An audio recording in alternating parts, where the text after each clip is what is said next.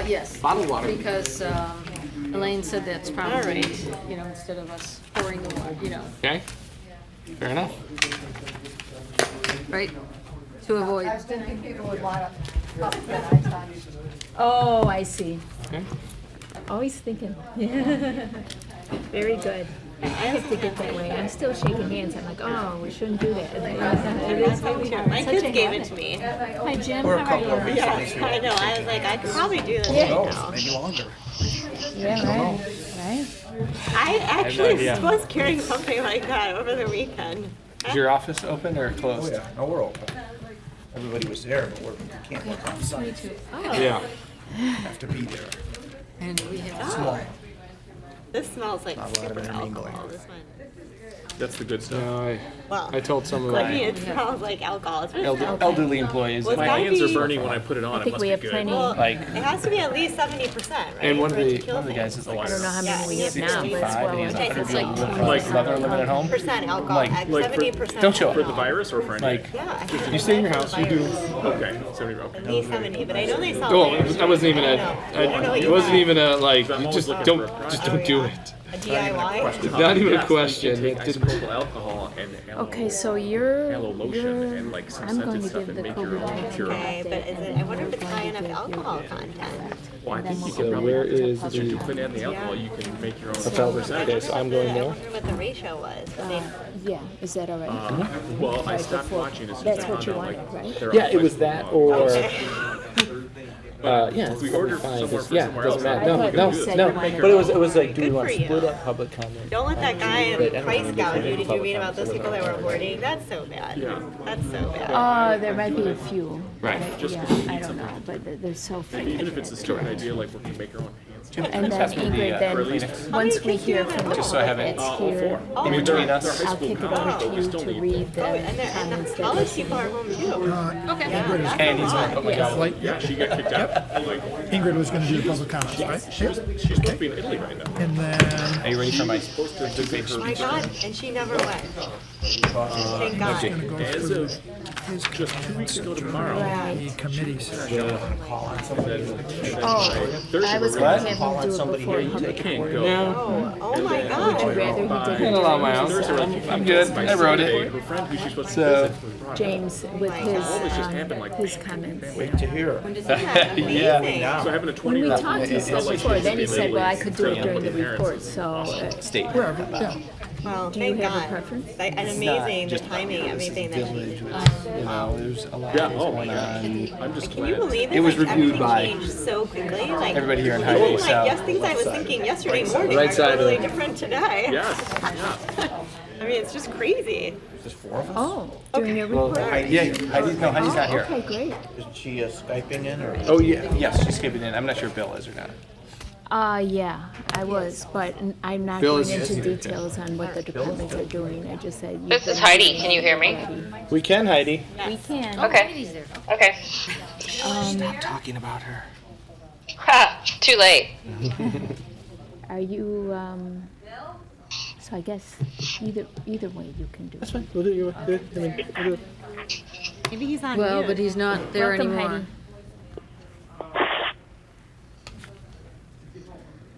Bill, Yes, I am. Oh, He's okay. there. Oh, you want to put the, is there a mic for, where is he coming through? No, I'm picking up all the conversations. You are? Where's he coming Yeah. up from? Behind me? Phone in the Okay. president's chamber. Oh, okay. Okay, great. Dan, you ready? Yes, great, thank you. Good evening, ladies and gentlemen. Welcome to the combined workshop and regular meeting of your Board of Trustees for March 2020. To honor our nation's heroes and especially to honor the men and women in uniform who serve and protect our community, please rise and join us in the Pledge of Allegiance. I pledge allegiance to the flag of the United States of America and to the republic for which it stands, one nation, under God, indivisible, with liberty and justice for all. Thank you. Deputy Clerk Haskey, may we have the roll call, please? Yes, Madam President. Trustee Chen? Here. Trustee Fink? Here. Trustee John? Here. Is your mic on? The green light is on. Trustee Rudolph? Here. She's calling in electronically. Trustee Sifferman? Here remotely. Thank you. Trustee Tyrrell? Here. And President Gallagher. Here. All trustees and President Gallagher are present. Thank you, Deputy Clerk Haskey. I want to thank everyone here for making accommodations for this meeting this evening so that we can continue to practice the new guidelines to keep everyone safe. I want to especially thank Trustee Rudolph and Trustee Sifferman for calling in remotely. They both really wanted to be here, but they seated their chairs so that we could keep space between the remaining members of the board, so thank you very much for that. Having read the agenda, does any trustee have an addition or deletion to tonight's agenda? Hearing none, we'll move on to our special items of the evening. Unfortunately, Chief Kenny, with our new restrictions regarding attendance at our meeting, we cannot honor Lieutenant Lesh today in his retirement, and that's a true disappointment. You know, we really want to be able to recognize him for all of his service to the community. So I hope that he will be able to attend a meeting in the future. Thank you. Yes. Oh, thank you. Thank you very much, Director Turi. So we've already, do we need to recall to order for the Board of Local Improvement? Can we please recall the meeting to order for the Board of Local Certainly. Improvements? Thank you. Trustee Chen? Here. Trustee Fink? Here. Trustee John? Here. Trustee Rudolph? Here. Trustee Sifferman? Here. Trustee Tyrrell? Here. And President Gallagher. Thank you. All the trustees and president are here for the bowling meeting. Thank you, and thank you, Director Turi. With everything going on today, I completely forgot about the Bowlies, so I appreciate that reminder. Trustee Rudolph, did you want to go ahead and motion to approve the minutes? Yes. Thank you. Yes. Thank you, President Gallagher. And contained in your packet, in your Bowley packet, were the minutes from the August 19th, 2019 meeting. I'd make a motion to please approve those minutes, again dated August 19th, 2019. Thank you. Is there a second? I'll second that motion. Any discussion of the meeting minutes? All those in favor? Aye. Aye. Aye. Thank you. Do you want to move on to the next motion, Trustee Rudolph? Yes, thank you. Also contained in, or the purpose of this bowling meeting is to approve the disbursement request number 85 in the amount of $37,645.47. And I am not exactly sure who all is in the room, if whether Director Turi or Director Scott want to say anything about the disbursements before I make that motion. Thank you. Disbursements are administrative in nature. They are for legal services and engineering services in their review of the Trails Phase 2 project. Thank you. They seem like typical, normal disbursements that we have at this time of year. Any comments on individual disbursements or? Question on a specific invoice. They're Right. very routine in nature. Okay. Okay. Do we have a second? So may we have a second to that motion then? I'll second that motion. Thank you. Any further discussion? May we have the roll call vote, please? Yes, Madam President. Trustee Chen? Yes, aye. Trustee Fink? Aye. Trustee John? Aye. Trustee Rudolph? Aye. Trustee Sifferman? Aye. Trustee Tyrrell? Aye. And President Gallagher. Aye. Thank you. Is there any other business for the Bowley Board this evening? In that case, Trustee Rudolph, Yep. entertain a motion to adjourn. Yes, I'll make a motion, please, to adjourn the bowling meeting this evening. Is there a second? I'll second that motion to adjourn the bowling meeting. All in favor? Aye. Aye. Opposed? Aye. Okay, that meeting is adjourned. Thank you very much, Trustee Rudolph. Now, we'll reopen the meeting, the regular meeting, combining our workshop and regular meeting in March. I think we can determine that everyone is still here, Deputy Clerk Haskey. Yes. So we'll move right on now to the COVID-19 update. I wanted to assure our residents that there is nothing more important to the Board of Trustees than the health and well-being of our community. The village is closely monitoring the ever-changing guidelines regarding coronavirus, and we receive weekly, now twice weekly, advice from state and regional health experts and the governor's office on steps to take to keep our residents safe. To date, there are no known or suspected COVID-19 cases in Western Springs. But no community is immune, and the board takes the coronavirus threat very seriously. We have adopted extraordinary community mitigation strategies, including closing all of our recreational facilities. All programs at the rec center in Grand Avenue are canceled until April 7th, but that date may change, so please check the website for updates. In the meantime, all facilities will be thoroughly cleaned and disinfected. We've also been notified by the library and the school districts that public and private schools and many other local programs in our area are closed or canceled. Please check those individual websites for more information. I do want to point out, though, that the rec center will be open tomorrow for voting. Extra steps are being taken to keep the polling place clean. Starting tomorrow, Village Hall will continue operations, but beyond the lobby, the building will be closed to the public. The walk-up kiosk will not provide services at this time. Please conduct your business with the village online or by phone, or use the lobby drop box, which is available during business hours. My weekly office hours will also be suspended during this time. Village staff has prepared extensively over the past weeks and is ready to meet every challenge should a community outbreak occur, and you'll hear more from the individual departments later. The board will postpone all non-essential meetings for the near future. For essential meetings, such as tonight, we are required by law to have a quorum of members physically present. However, we just learned late this afternoon that provision of the Open Meetings Act is being suspended for the time being. However, for our public meetings going forward, we will allow written comments to be pre-submitted to the village, and those comments will be read into the record, and we will see how we will conduct our meetings in the future depending on the technology available in the building. Tonight, the board will consider the unusual measure of adopting a state of emergency ordinance that will authorize me, the president, and village manager to act swiftly to supplement local resources as needed to effectively respond to an emergency. As the virus spreads, fears naturally spreads with it.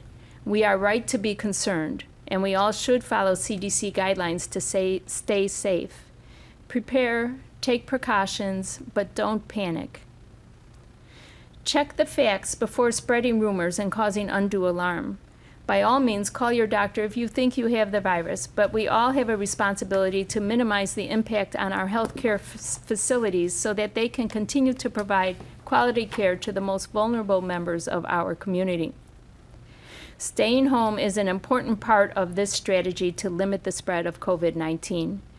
College and study abroad students where coronavirus is prevalent should self-quarantine for 2 weeks. Do your shopping during off-peak hours to avoid crowds. Small changes can make big differences. As we socially distance ourselves from friends and neighbors, think of those folks you may know who may need extra help during this time. A friendly phone call or email can be vital. If you are concerned about a resident, call the non-emergency number and a police officer will make a well-being check. Per the governor's orders, our dine-in restaurants will be closed after tonight. In this uncertain time, please support our local establishments by buying gift cards or ordering takeout or delivery. For information on public health guidelines, the CDC, the Center for Disease Control, thank you, and the Illinois Department of Public Health both have excellent websites and resources for your questions and concerns. We have dedicated a page on our website and will update it with the most recent credible public health information as it becomes available. Together, we'll manage this challenging time. And now I'll turn it over to Trustee John for his comments regarding planning and zoning.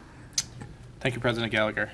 Before we get started with the rest of the agenda this evening, I wanted to say a few words, and maybe it's more than a few, regarding 5G discussions that have been occurring over the past several months.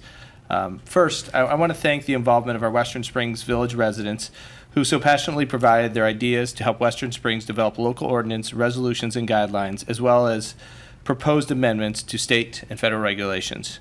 I also want to thank those individuals who reached out to me and others on the board, voicing their support for 5G and desire for the board to be fiscally responsible with their tax dollars, not putting us in a position to ignore other critical village needs. Tonight, we'll be reviewing and voting on updated village codes and amendments to design standards and proposed amendments to the Illinois Small Cell Deployment Act that put Western Springs in a leadership role among Illinois' municipalities to exert as much control on this issue as we reasonably can under the state and federal laws. Some facts I want to reiterate so that we're all on the same page. When we, as Western Springs residents, purchased our homes, we took title subject to public utility easements that give specific gas, electric, phone, TV cable, water, and sewer lines across our access above and below our properties. In Western Springs, public utility easements are typically located in the parkways along all roads, and some are located on the side yards and rear of our lots. Our public rights-of-way and adjacent parkways are held in trust by the village for the benefit of the public. We cannot dictate what utility installations go in there when authorized by state law and public utility easements. More specifically, the federal and state laws, including the Federal Telecommunications Act of 1996, do not allow the village to implement blanket restrictions on the use of these right-of-way utilities, including telecommunication companies, including for reasons of relating to alleged health effects of radio frequency emissions. However, the Illinois Small Cell Deployment Act does allow the village to make sure that small cell devices comply with public safety standards. To that end, the village is taking the lead with its updated code small cell ordinance, its amendments to the village small cell design standards, and proposed amendments to the Illinois Small Cell Deployment Act to enact monitoring and testing requirements for small cell devices and other wireless telecommunication devices, and to impose penalties for noncompliance. These state and local and state legislative amendments have been drafted with significant input from our residents, which we appreciate. We have received support from the Illinois Municipal League. Over the past couple of weeks, I've received communications from numerous residents regarding the desire to include a stipulation in the code requiring a 200-foot residential setback for all wireless transmission devices, and I'd like to address that request. First, let me read the provision from the revised and updated general guidelines and small cell wireless facility design, aesthetic, stealth, and concealment standards that we'll be reviewing tonight.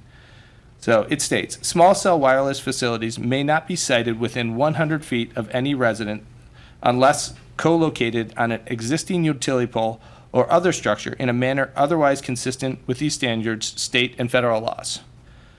Now, it really looks like the 100 feet is the thing here.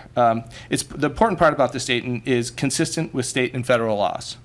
These laws are the ones referred to a few minutes ago, giving telecom companies access to the right-of-way along the road in front of and besides, on corner lots, our homes.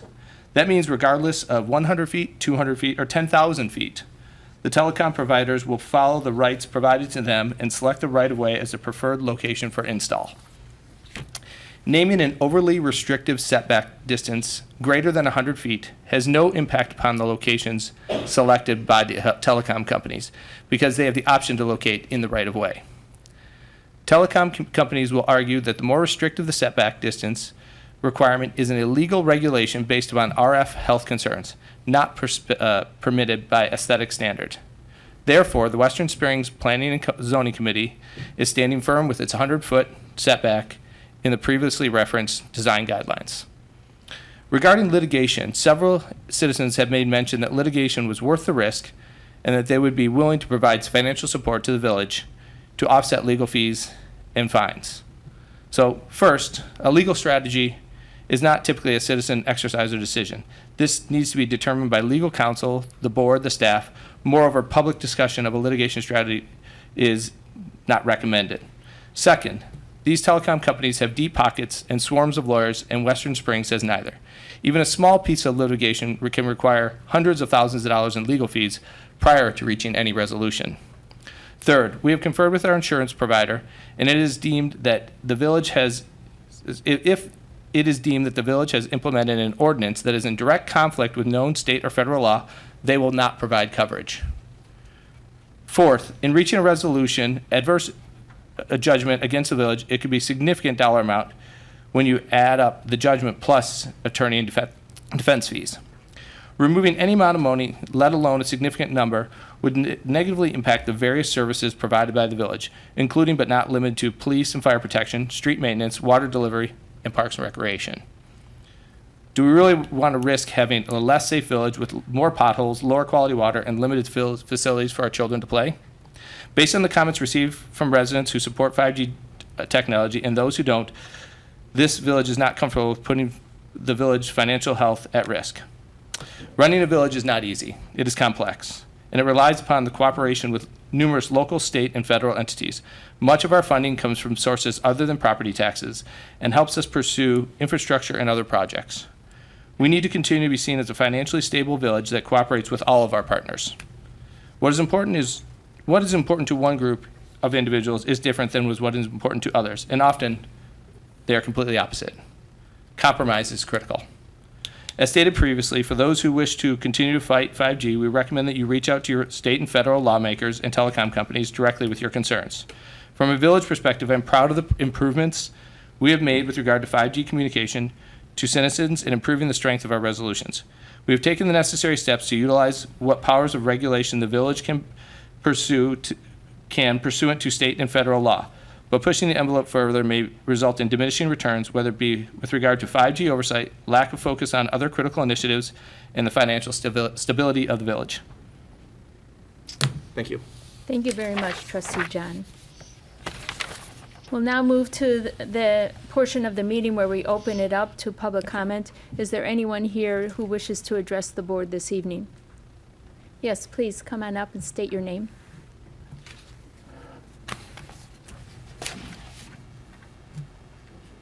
Voting.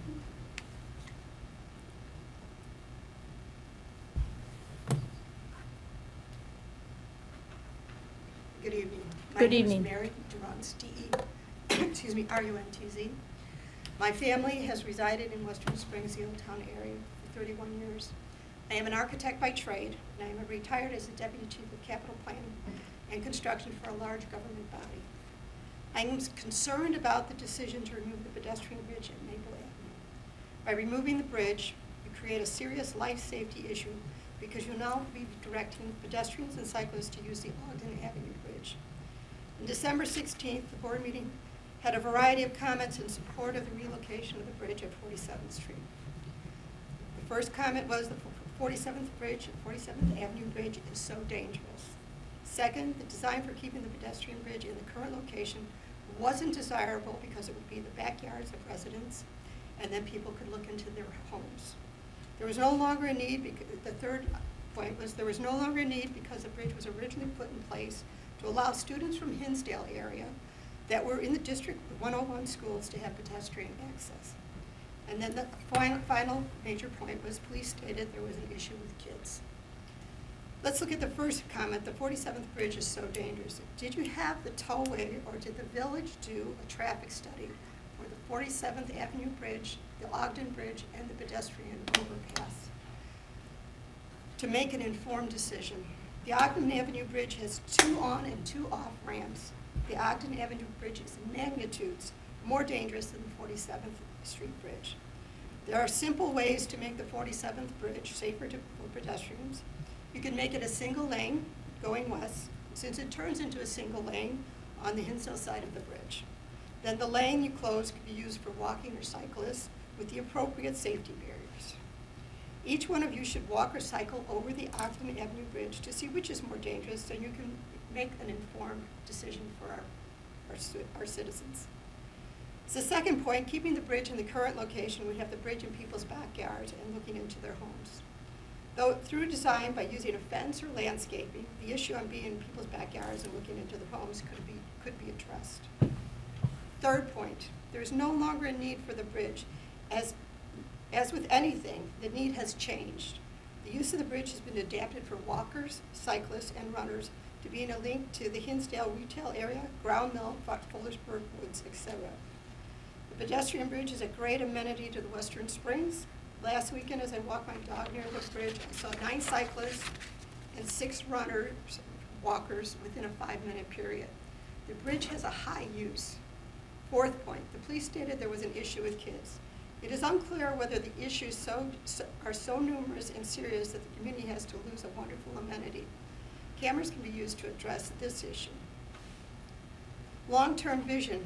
As I stated before, my family has lived in the Old Town area for 31 years. In those years, the commercial area in Hinsdale has changed. The Whole Foods store was originally a location of a restaurant. Gateway Square was built in that time. My kids would ride to Gateway Square using the pedestrian bridge for the Frozen Road yoga shop or for the preteen store that the girls love to go to. What is currently in Hinsdale stores will not be the same in 5, 10, or 20 years. And it is naive on your part to think people will go to the 47th Bridge to use the Ogden Commercial District or to go to the woods to bike in. Case in point, 20 years ago, a boy's parents rewarded the boy for getting good grades. He wanted to go to the former pet store at 31st and Wolf. He decided to walk there along Wolf Road next to the Bemis Woods. As you are aware, there is no place to walk in this area, planned place. Tragically, a car struck and killed him. Kids will not consider the danger in crossing at the Ogden Bridge. You as village trustees are responsible for the safety and welfare of the community and the protection of our children. The community voted on the preference for the placement of the bridge. I personally thought the vote would be skewed because the sign for the vote was located at the 47th Street Bridge. There was no sign at the pedestrian bridge for the vote, but the vote came in favor of 58 to 38, keeping the bridge in the current location. The vote count was never fully communicated to the village. If you go out to the people in the Old Town area, most don't even know what the decision was made and what the results of the votes are. There seems to be a lack of transparency here. Having worked in government, I know you can revisit this with the appropriate information, such as a traffic study. I would suggest you do this. I also believe you have not fully considered the safety of using the Ogden Avenue Bridge. In another town, if you do not decide to revisit where the pedestrian bridge is, you should have another town hall meeting telling how you're going to address the safety issue at the Ogden Avenue for the safety of the community. Thank you. Thank you for your comments. If you'd like to leave your email, perhaps with Chief Buds, we'll get back to you, ma'am. Does anyone else want to address the board this evening? Please. I'm Val Wozni, and Nicole is my daughter. Yes. And I just wanted to finish up with her comment, because every Monday morning I ride over to Hinsdale on my bike, over the 47th Street Bridge. And the traffic there is terrible because of all the people going to the Hinsdale Hospital in the morning when I ride over. It's gotten to the point that I will not ride on the road surface of 47th Street. And I ride on the sidewalk. And if you notice on the other side, on the south side of the road, there's a washout. Mm-hmm. So it's very dangerous if you go over that. So it's just to counter that there's issues with getting over to Hinsdale, whether it's 55th, 47th Street, there should be a bridge. And I can understand the problems on Ogden Avenue, but they're just as bad on 47, because it is 4 lanes. Right. Thank you. Thank you. Is there anyone else who would like to address the board this evening? Hearing none, we'll open it up now to the comments that were pre-submitted. Manager Velkme will read these comments. Thank you, President Gallagher. As you know, those residents who were unable to make it to the meeting tonight, we did say that we would read their comments into the public comment record, and I will read them as they came in. This one is from Erica Herson. Dear Village Staff and Board of Trustees, as a concerned member of the Western Springs community, I am strongly in support of establishing a 200-foot setback with no exceptions for co-location in our village for small cell facilities. I do not want small cell facilities adjacent to our properties or our schools. The next one is from Tracy Vedak. There was a multi-million-dollar referendum passed a few years ago. This was to replace all of the streets in Western Springs. They are really getting bad in Ridgewood as well as throughout the whole town. When will this project start? Next one is from Richard and Susan Pajnicki. We support establishing a minimum 200-foot setback of 5G facilities with no exceptions. We do not want small cell facilities located adjacent to our home, property, and also any of our local schools. We are very concerned about this issue. Next is from Kristen Rosenberg. I am writing in support of establishing a 200-foot setback with no exceptions for co-location in our village guidelines ordinances. This revision will be very important in protecting our property values. Thank you for your attention. From Pam Conlon, Dear Village Board, thank you for allowing residents to voice their concerns via email. I greatly appreciate all of your dedication and hard work you have put forth and continue to make Western Springs a top-notch community. I realize the 5G issue has created much stress and you have responded promptly and efficiently. Thank you. I would like to submit that you reconsider the village's stance on small cell tower distancing and enact a 200-foot minimum ordinance. We will stand united with our neighboring communities and to send a strong message to the telecom companies. In the event this ordinance could turn into a legal concern, as Attorney Jerusik stated, the village could reverse its decision. In the meantime, however, I feel it is imperative to adopt the 200-foot setback. Next, it is from Doreen VOGT. I would like to know how 5G technology in Western Springs will affect the operation of my pacemaker. The owner's manual for my device cautions that I must avoid causes of EMI, which is electromagnetic interference, including but not necessarily limited to electrical equipment that produces a great deal of energy, high voltage transmission lines and equipment, communication equipment, some forms of radiation, magnets, and radio transmitters. Thank you for addressing my concern. Next is from Lisa Dunbeston. I would appreciate if the following comment was read at the March 16th Village Board meeting. Thank you. Given the unusual disaster-like situation that our nation is in, I am concerned about the village's preparation to support water service. In other words, if a couple key individuals were to get sick, whether it's with the current virus or anything else, I hope the village has 3 to 4 people educated in servicing and troubleshooting our service to residents will see uninterrupted water delivery. Similarly, I hope Western Springs Public Works has ample people educated in sewer service and repair if key individuals were temporarily unavailable. Thank you for attention to my comment. Next is from Moira Zellner. First and foremost, thank you for the accommodations that you have provided to allow for public comments while ensuring the protection of public health during the coronavirus pandemic. I also appreciate the fact that during this difficult time, you chose to hold the meeting as planned to ensure that important village business matters are addressed. Finally, I also greatly appreciate how the village government has made every effort to incorporate the residents' comments and requests regarding the 5G aesthetic ordinance, guidelines, and resolution. Since the version to be voted on at the Monday meeting has not yet been released, we wanted to ensure that the points below, which we have raised at the Planning and Zoning Committee meeting and in follow-up communications, are addressed in the ordinance. This is of particular importance considering that this may be the last opportunity for a long time to make amendments to the ordinance and guidelines. The key points that residents want included are: 1, a requirement of a 200-foot setback from any residence without exceptions. This will remove the unfairness towards properties that are already burdened by unsightly utility poles in their property. As stated in other correspondence, there is no evidence that the setback would not allow the technology to work. Moreover, the Stop 5G Board of Residents has administered a survey among the residents of Western Springs and surrounding communities that shows that the vast majority of residents, total of 199 responses so far. A, knows about the telecom industry's plan for 5G small cells in residential areas, 92%. Would prefer a fiber optic cable, 96%. Would pledge to keep their current form of connection under fiber optic is available, about 3 years, 94%. And D, would be willing to pay $1.50 per day per household to support a more protective ordinance, 89%. Breaking down the responses by zip code and only looking at responses on 60558, total of 143 so far, the responses are A, knows about the telecom industry's plans for 5G small cells in residential areas, 95%.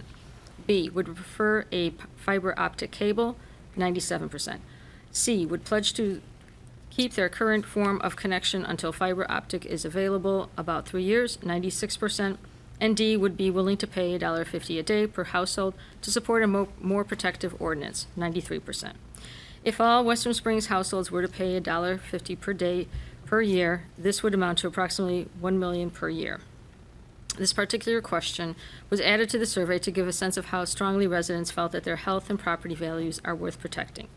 A requirement that applicants submit a proof of insurance for each permit application, as is required of other contractors. Such insurance should indemnify the village in case of a lawsuit by residents, businesses, etc., as a result of the installation and/or operation of a WTF. Removal of any and all provisions to override any of the guidelines or conditions of the ordinance. As discussed on the Planning and Zoning Committee meeting of March 5th, 2020, there was an agreement that there are no scenarios that would require any guidelines or conditions to be overridden. Number 4, the inclusion of limits to the compounding effects of multiple co-located WTFs in addition to those for individual WTFs. In addition to the amendments requested for this ordinance and guidelines, the survey suggests that the overwhelming majority of residents would support a fiber optic option to WTFs. We reiterate the request to conduct a feasibility study for this option in the village. Another pending issue is the rezoning of schools, the library, and other institutional buildings away from residential to a different use that would be exempt from WTF's permit applications. As a community liaison, I thank you for your efforts in working with the community to protect all residents and properties of Western Springs. Next one is from Claudia Royston. Dear President, Gallagher and Board of Trustees, I personally don't want 5G in our community. However, at the very least, please revise and adopt a 200-foot setback in the village guidelines and remove the language in parentheses unless co-located on an existing utility pole or other structure, close parentheses. Section A-17. I'm asking you to adopt the same 200-foot setback that Hinsdale's board adopted because, 1, it is fair to all Western Springs residents and does not discriminate between those who live near poles and those who do not. 2, it will protect Western Springs property values by not making our village less desirable than Hinsdale. 3, given the fact that there are proposals to revive Senate Bill 1451 and that law will sunset soon, a 200-foot setback will protect Western Springs residents until the setback issue is fully resolved at the state level. 4, given the actions you take today, you can always be undone if they provoke objection. The better course of action is to take the conservative route and be as protective of your residents and village as possible. Number 5, it is far more protective than the proposed 100-foot or less for residents near poles provision. Thank you for your attention to this important matter that will affect the placement of small wireless facilities near residents' homes and have significant long-term effects on property values, aesthetics, and health in our village. I do have to take it. Yeah.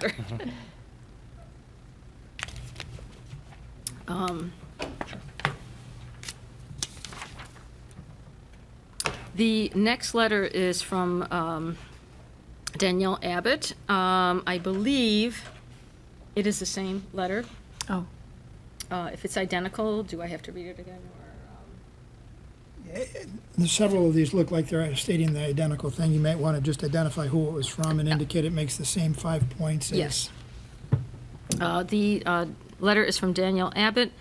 It is identical to Claudia Royston's, and it makes the same 5 points. Thank you. Next is from Caitlin Brady. Please revise and adopt a 200-foot setback in the village. I believe this one is also identical to that, and she also has the 5 points that are listed. Okay. The next is from Kristen Stoner. She has also listed it is identical to the other one previous to that, and the 5 points are also listed there. They will all go into the public record, so that everyone knows that. Natalie Manette, this is also the identical letter, and it also lists the 5 points that were listed in the previous letters. This is from Leah Hilding, and Leah Hilding also lists the 5 points that were in the previous letters. However, she also puts in here, we have a utility pole in our backyard which is 20 feet from our home. We do not want a 5G antenna on that pole. There isn't been enough testing to determine that 5G is safe to humans and other living organisms, and I don't want my family as guinea pigs.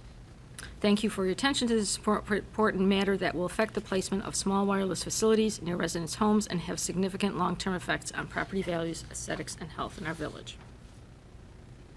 The next is from Kathleen Fanone, and her comments are also identical to the ones previously with the 5 points that were listed earlier.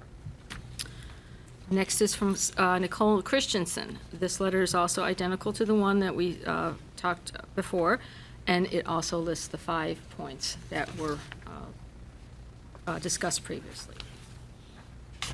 Next from Mr. James Holderman.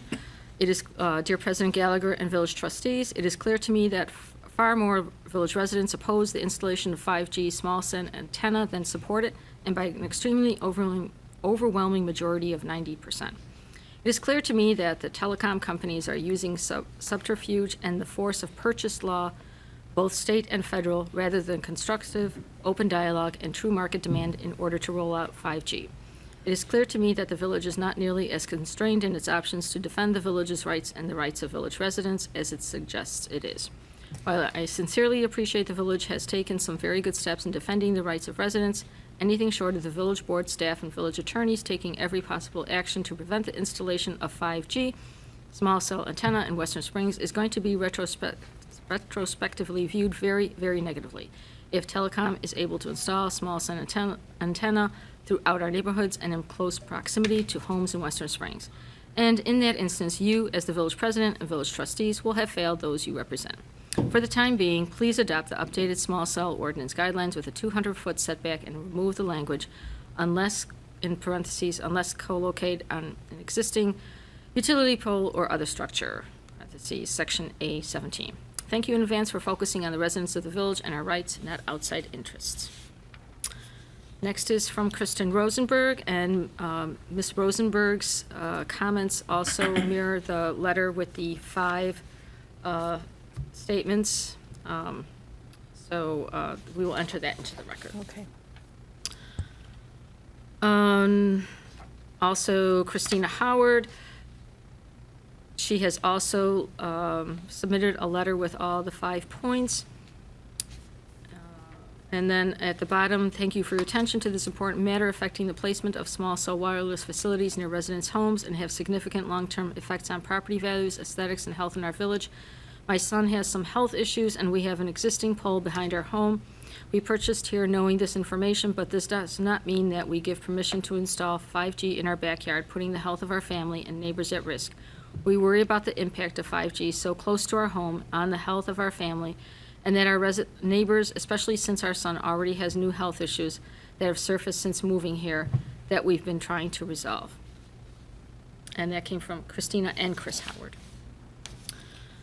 The next is from Heidi Hansen. Public comment of Heidi Hansen for March 16th, Western Springs Village Board meeting. I want to thank the village president, manager, attorney, trustees, and employees for staying at their posts even after Clarendon Hills canceled their village board meeting for today. Governor Pritzker has already announced that he is considering a lockdown, and it is possible that the next meeting on April 13th, 2020 may not take place. That makes what you do here today even more critical. You may not be able to revise these decisions for months. I would like to speak to the setback, that is, the distance between a wireless transmitter and a residence. The village has proposed to adopt a setback of 100 feet for some residents, but there will be no setback for other residents. Proposed guideline section A17 reads, small wireless facilities may not be sited within 100 feet of any residence unless co-located on an existing utility pole or other structure. Those residents who are located within 100 feet of a utility pole will have a smaller setback. I have seen several houses in Western Springs located only about 12 feet from a utility pole. Our residents would have setbacks which range from 100 to 12 or fewer feet, but Hinsdale residents enjoy a 200-foot setback. Hinsdale's guidelines adopted last October simply state small wireless facilities shall not be mounted within 200 feet of any residence. They do not discriminate between those residences near poles and those far away from them. It is important to note that in considering radiation, 200 feet is not just 2 times 100 feet. Radiation drops dramatically with distance roughly proportional to the square of distance from the source. So 200 feet is the equivalent of a drop of 40,200 squared, but 12 feet is a drop of only 144. There is no specific provision in Senate Bill 1451 governing the setback distance. There is a pending bill to change the statute, and at least 2 lawsuits are pending challenging the FCC's radio frequency limits. This is a developing area of law, and as a result, the trustees have been placed in a difficult position. I understand that there is concern that if the trustees choose a safer, preferred 200-foot provision, the permit applicants might appeal a permit that is rejected on that basis. Balancing the fears of legal fees against the happiness and health of its residents, that the choice should be obvious, especially so since the lawsuit may not happen. If it does, we may be able to work out a reasonable solution. An applicant who was denied a permit might appeal even if the 200-foot setback is not adopted. The applicant might appeal for some other technical reason, or it might even file an appeal without merit to gain leverage. Doesn't the village have insurance against such a suit? Fear of a possible lawsuit is not a good reason to take steps to protect the village residents and property values. Consider also that the setback issue may be resolved soon as a matter of state law, or it might be avoided with fiber optic cable. At this point, you do not know whether a permittee would insist on a less than 200-foot setback. You do not, in fact, know that the 100-foot or less if utility pole provision would be acceptable. You are forced to pick a number with insufficient information. If you proceed with a 100-foot or less setback and a transmitter is placed next to someone's house, that transmitter might be grandfathered in, permanently marring their landscape and reducing their property values, even if the law is later changed to allow for a larger setback. Please, as a matter of policy, consider the safer route, that of providing a 200-foot setback. If a permit applicant does object, you can always reconsider at a later date. At least you have brought them to the table to discuss their needs, something you have failed to do up to this point. I'm asking you to adopt the 200-foot setback that Hinsdale's board adopted because, 1, it is far more protective of health and environment than the proposed 100-foot or less for residents near poles provision. 2, it is fairer to all Western Springs residents and does not discriminate between those who live near poles and those who do not. 3, it will protect Western Springs property values by not making our village less desirable than Hinsdale. 4, given the fact that there are proposals to revise Senate Bill 1451 and that law will sunset soon, a 200-foot setback will protect Western Springs residents until the setback issue is resolved at the state level. Given the actions you take today, you can always be undone if they provoke objections. The better course of action is to take the conservative route and be as protective of your residents and village as possible. Next is an email from Ruth Ann Wengard, the Wengard family. The Wengard family also submitted an email that is identical to the ones that we had previous with the 5 points. Nancy Panson and Richard Campbell also submitted an email supporting the letter that was submitted earlier with the 5 points. Brittany Taylor Olson also submitted a letter which is consistent with the one before with the 5 points. And from Robert Conlon, dear President Gallagher and Board of Trustees, first, thank you for all the time and energy you and Mr. have devoted to 5G-related issues. I certainly appreciate your attentiveness and seeking resident input. I respectfully request that the board revise and adopt a 200-foot setback in the draft village guidelines and remove the language unless co-located on an existing utility pole or other structure, section A17. I'm asking you to remove the setback exemption for co-location poles. Otherwise, an argument will be advanced by the telecom companies that our ordinance is arbitrary by allowing a pole with a 5G antenna affixed to it being 10 feet from a home, but a new 5G pole has to be 100 feet away from that same home. The telecoms will certainly argue that the setback distance and purpose has no reasonable basis, is vague, and therefore unenforceable. I also encourage a 200-foot setback for the reasons made by other residents.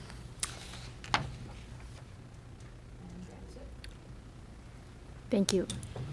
I do want to note that the comments that were identical were not read, just in the interest of time, but the board notes that our residents do have that strong support for the 200-foot setback. Thank you. We'll now move on to the consideration of agenda items during the workshop portion of the combined meeting. Trustee Chen with Properties and Recreation Committee. Hi, yes. So I'll be brief. We had actually a pretty brief meeting, pretty brief committee meeting for Properties and Recreation. A few items on the agenda. One was going over the 3 capital projects that we're reviewing in Properties and Rec. The first project is the East Train Platform construction, which is obviously complete, but the punch list is also majority complete, 99% complete, except for a few trees, 2 trees and a handful of shrubs that are dead and will need to be replaced in the spring, so when the weather warms up. So that's the status of that project. The second project is the Wolf Road Bike Path. There is a bike path planned, a bike path project that is hopefully going to be put in on Wolf Road. And as I understand, have replied to everything with the Forest Preserve and all of the many entities that are involved with the approvals and the process for that project. And yes, I think that's all we have to say about that right now. And then the third project that we discussed in the Properties and Recreation Committee is the West Pedestrian Underpass. And this project has already completed Phase 1 engineering and Phase 2 engineering, so it is now in the construction phase. And through a lot of extraordinary efforts by staff and whatnot, it was submitted to IDOT on March 2nd, and it is currently scheduled for a June 2020 letting.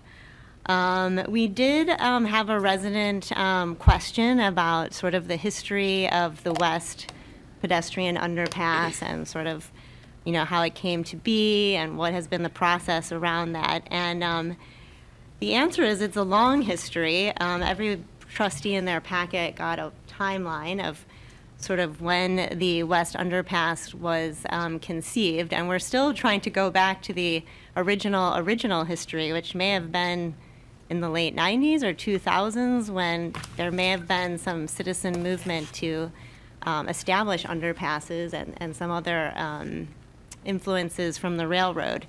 But I don't know, did you want me to go through this whole timeline? It's going to be a long meeting, or I can just It's up reference to a couple you. of Yeah, the maybe the points. salient points. Okay. Thank you. So thank you to Casey Bernacki, who put this together for us. But just to remind everybody, the East Underpass was actually completed in August of 2005. So that's how long we've had that underpass. And the village then began pursuing an underpass on the west side of the village at that time. Now, there's a lot of different things that happened related to funding and whatnot between August 2005 and March 2020. But there's been grants secured over that time, and then we went through a financial crisis, and things went stagnant from 2010 to 2015, and then we applied for some funds in October of 2017 with the Federal Surface Transportation Program. STPU funds, as they're called. And so we secured those funds, and in June 2018, the Illinois Tollway dedicated to fund the Phase 2, the design engineering of the West Underpass, as part of the BNSF Bridge Reconstruction Project, and Phase 2 engineering began in June 2018. And then the village obtained $200,000 from the Invest in Cook grant program, and in January 2019, the village obtained $900,000 in grant funding from the Illinois Commerce Commission. And finally, in April 2019, Metra contributed $200,000 to support the West Underpass.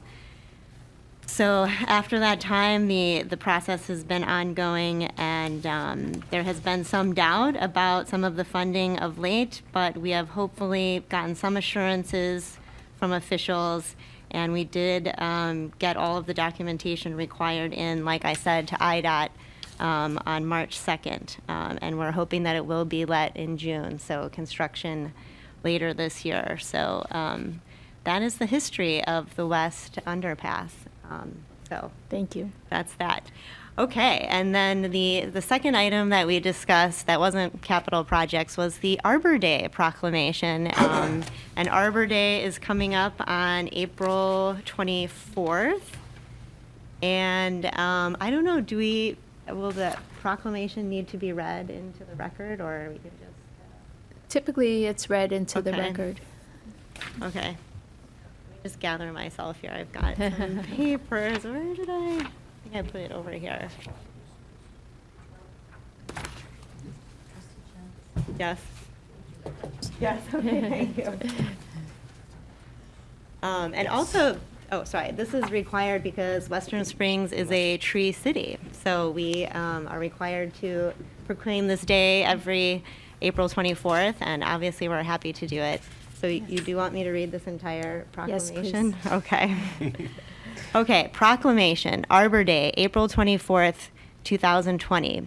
Whereas in 1872, J. Sterling Morton proposed to the Nebraska Board of Agriculture that a special day be set aside for the planting of trees. And whereas this holiday, called Arbor Day, was first observed with the planting of more than 1 million trees in Nebraska. And whereas Arbor Day is now observed throughout the nation and the world. And whereas trees can reduce the erosion of our precious topsoil by wind and water, cut heating and cooling costs, moderate the temperature, clean the air, produce oxygen, and provide habitat for wildlife. And whereas trees are a renewable source, giving us paper, wood for our homes, fuel for our fires, and countless other wood products.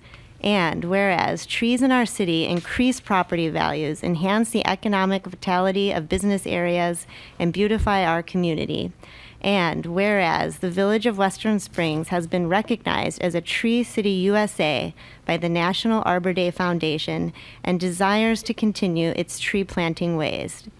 Now, therefore, we, the members of the Board of Trustees of the Village of Western Springs, Cook County, Illinois, acting by and through the village president, do hereby proclaim April 24th, 2020 as Arbor Day, and urge all citizens to support efforts to care for our trees and woodlands and to support our city's community forestry program. And further, we urge all citizens to plant trees to gladden the hearts and promote the well-being of present and future generations. Gardening makes a world of difference. I have to read the last part. No, it's all right. You Okay. don't have to read the last part. Thank you very much, Trustee Chen. Nobody gets off the hook tonight. Okay,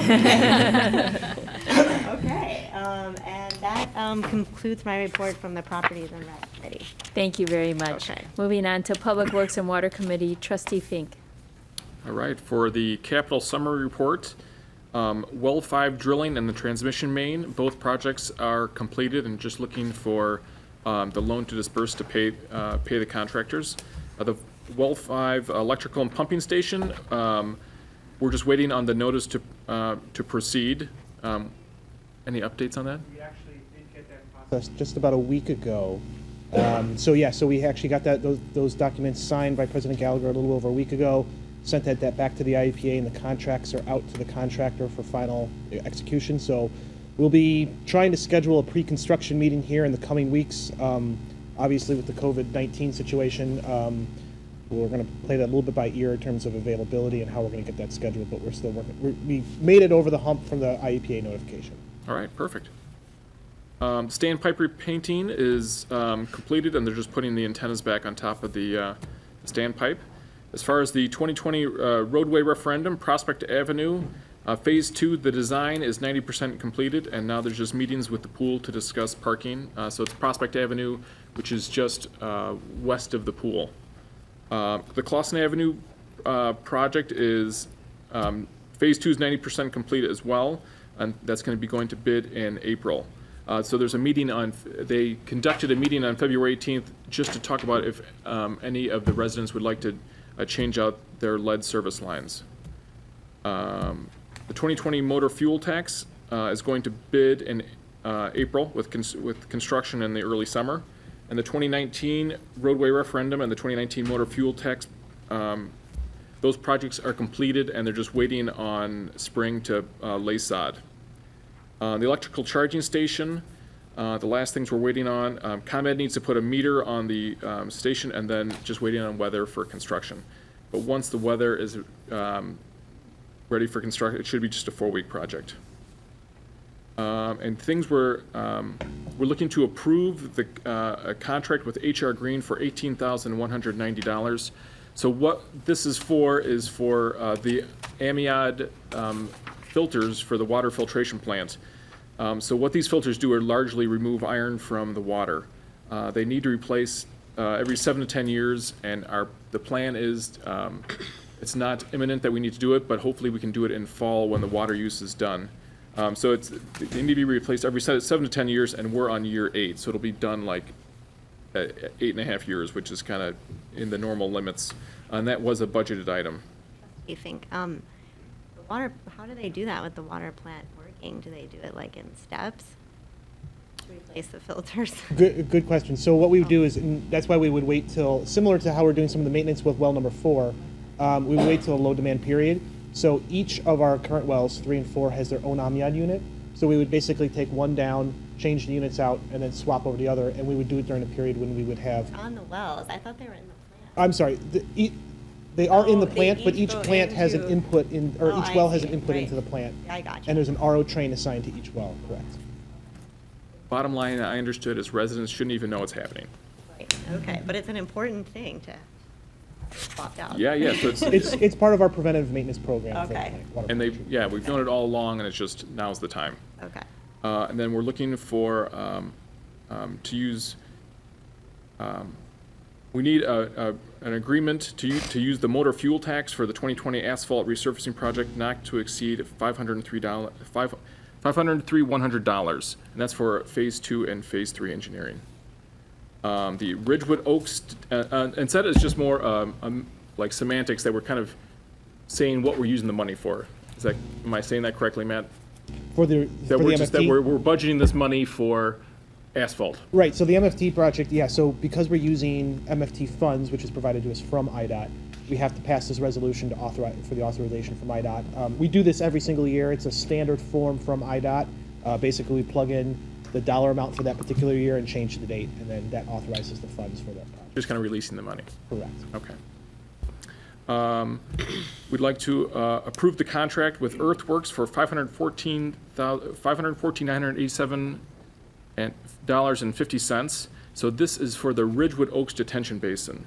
And Earthworks was the lowest bidder, and this is the project at Ridgewood Oaks that has been going on for years. And we don't have to spend the money. For what we're waiting on is the special service area with the Ridgewood Oaks Condominium Association. And as a quick update from the committee meeting last week, I did have a conference call with the HOA president, Stan Heidemann, last week. They are comfortable with where the bids came in, so we are moving forward. With, as you mentioned, the 2 main items, we're kind of finalizing the overall cost tally, and there's some easement stuff that we're working with the land surveyor right now that we're hoping to get resolved probably this week. So there's a couple minor housekeeping items we're working through with that, and once we're kind of getting the rest of the SSA language package together for the village board for We're looking also to approve a contract with RJN for $29,400. So in the past month, this is at the corner of 51st and Fair Elms. So 51st Street kind of dead ends at Fair Elms into Flag Creek. What was noted was that water was running into Flag Creek, which is not environmentally friendly, and they did further investigation, and it's coming from an old pipe that is unregistered through the city, and no one really knows where it's coming from. This needs to be remediated and capped off. But before we just kind of go in and cap it off, the recommendation is to do a flow study to see how much water is going through there, what's going to happen if we do cap it off. If we just kind of go in there and cap it off, it just might lead to flooded basements or flooded streets. So just to get an idea of how much water we're dealing with. My last one is approve the contract with the Calumet City Plumbing Company for $10,990. This is for, and we'd like to waive the competitive bidding process for this, just to complete emergency repair work and the manhole at 4900 Grand Avenue. And my last thing is there was an infrastructure meeting on March 26th that is now canceled because of a lack of quorum. We did have quorum, but we're canceling actually Because of the coronavirus. because of the COVID. All right. All right, and that's all I have. Can I ask one question? I don't know if I can ask later, but what is the update on well 4? I think we're going to get that later. Okay, okay, great. I can give it now if you like it. Sure. Sounds great. So we did receive the motor, Suez. It was delivered to Suez this afternoon. We're anticipating them to arrive on Wednesday to begin mobilizing, to begin putting the motor and the pump equipment back down into the well. That's probably going to be between 3 and 5 days worth of work to get that down in the well. We have a conference call scheduled with the electrical engineer that we're working with on Wednesday morning to work on the final kind of electrical components on that. So depending on some of the timing, which we'll find out after the conference call on Wednesday, we're looking at probably, hopefully, early next week to get everything back in place. All right. Week to get it all back? Well, everything will be up and running next week. Some of that, the big unknown is once we get the well up and running, we have to flush it to waste, and then we have to pass our bacterial samples. So that could be as quick as 48 hours, but it could take longer. It just depends on how long the samples take to clear. So Okay. that's why I can't give you an exact date at this point, Okay. even if we know when the equipment's back in the ground, because that bacterial clearance is an unknown factor. Of course, okay, but hopefully soon. Do we do Yes. that? Do we do that study ourselves, or do we send it out? It has to be sent to an IEPA certified lab, so it has to be sent out. And they're going to be not affected by everything else that's going on? As far as we know at this point, yes. We use Suburban Laboratories.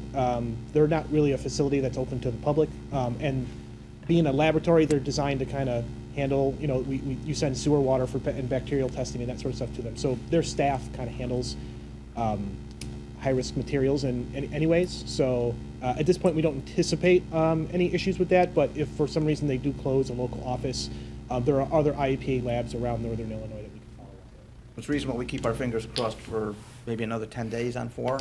I think it's reasonable at this point, yeah. Because this time we need 2 samples that Correct. clear. We need 2 samples cleared opposed to the one. within a 24-hour period of each other. But we do have to kind of get that first clearance, first flushing period done first. Typically, that's around 48 to 72 hours that we just run the well to the sewer to let it flush itself out before we take the sample. Okay. Thank you. Any other questions for Matt? Okay, thank you. Okay, thank you, Trustee Fink. Moving on to the Finance Committee and Trustee Rudolph. Hi, thank you, President Gallagher. Just a few items to bring to your attention tonight. Can everybody hear me fine? Yes. Okay, great. The first is some meter reading equipment that requires replacement. This is, it's pretty routine. It's just come to our attention or before the board because it is for a purchase over $10,000. It is in the amount of $13,845 and is for, again, replacement equipment for our meter reading. I don't know if Director Turi wants to add anything to that, say a bit about that. Yes. Rather old, it's from 2008, and its useful life has been extended as much as we possibly can. Thank you. Okay, thank you. Then the next item is, the staff spent quite a bit of time reviewing and looking in our banking. And again, not that there was anything wrong or poor service or anything with our existing banking relationships, but it was a good time to go out and see if there were any improvements in service or cost to the village. And the finance team conducted a great review and RFP among many banks locally. And what we're looking at tonight is to authorize and approve continuing the use of the Community Bank of Western Springs as the depository of our village funds, and to authorize our signatories and village and accounts there. So again, extensive review, and we're very pleased. I would say Trustee John and myself, and he can speak to that as well, but we were very pleased with the response from the Community Bank of Western Springs, not only with the services and just the fees associated, but also how they have been a wonderful community member in terms of their support for the downtown and for businesses and events locally. So we were very pleased to see them come in where they did, and to be able to reauthorize their continued use. So with that, again, back to Director Turi, if you'd like to add anything, or President Gallagher or Trustee John, if you'd like to add to that. No, I think that was very thorough. Thank you, Trustee Rudolph. Same here. Director Turi, anything further? Okay, great, thank you. The next item is a budget amendment, and this is for our, it's for over $10,000, and this has to do with our, I'm sorry, it's not over $10,000. It is a budget amendment on our sidewalk repair or sidewalk smoothing. I'm not sure exactly the right term to use on that, and this is another one that Director Turi could back me up on, but it's for $6,693. So it is slightly over what had been expected, hence the need for a budget amendment. Director Turi, can you support me on that a little better? Yes, that's correct. I also need to stress that this is a 2019 budgetary action, not 2020. We're in the process of completing the audit for this year, for 2019, and we noted that that line item was out of budget, out of order. So this amendment will put the budget line item back to its supposed to be. And it's simply that we counted for our expenditures on a gross basis instead of net, and I'm sorry, we account them on a net basis versus gross, so that's why there's a shortage in that line item. Great. Thank you, Director Turi. Thank you for adding to that. The next item, the February monthly report, we do not have that ready at this time, so we will. I will report on that at our next meeting. Also, I'm sorry, I didn't know if somebody said something. Sorry, it's a little bit hard with. No, go ahead. Okay, thank you. The next item is a reminder that our village, we should all be receiving in the mail soon our renewal for our village stickers. So I just wanted to remind everybody to be on the lookout for those, and that we have increased the penalty for late payment this year to $50. So again, please pay attention, look in the mail, and please return those by the deadline once you have received those. Timely advice. Right, timely advice.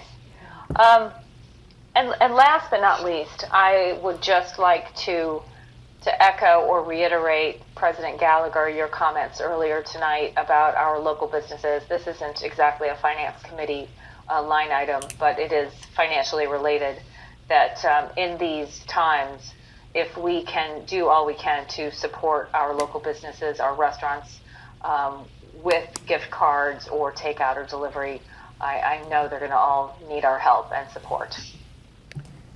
Thank you. And with that, any other questions about any of the prior items? Just one comment from Director Turi. Yes, as far as the vehicle stickers are concerned, we're asking, it is really not necessary to come to Village Hall quicker, use the mail, use online. We will return those stickers to your home as quickly as possible, so there's no need to come into Village Hall. Those processes will happen regularly. Good point. Especially when we're all hunkering down and not taking frivolous trips. It's nice to have the online or mail-in options. Thank you. And then with that, no further report. Okay, thank you, Trustee Rudolph. Director Turi, should we expect other budget amendments as we reconcile gross versus net? Possibly in April. Okay. All of your auditors come through and do a final review. That would be the last time we see those for 2019. Okay, thank you. Thank you, Trustee Rudolph. Moving on to Planning and Zoning, Trustee John. Thank you, President Gallagher. So as a continuation of some of my previous comments, much of what I'm going to discuss tonight has to do with 5G. Starting off to support the Village of Western Springs, the team here, we are looking to hire municipal service associates, individual Stuart Anderson, in a professional services agreement for small cell and telecommunication consulting. In this role, Stuart, who is an expert in telecommunication and has worked with several municipalities over the years, will help the Village of Western Springs in kind of 3 areas. First, with small wireless facilities applications review. So as we receive applications from telecommunications companies, we'll leverage his expertise to ensure that they meet our standards and the requirements for submission.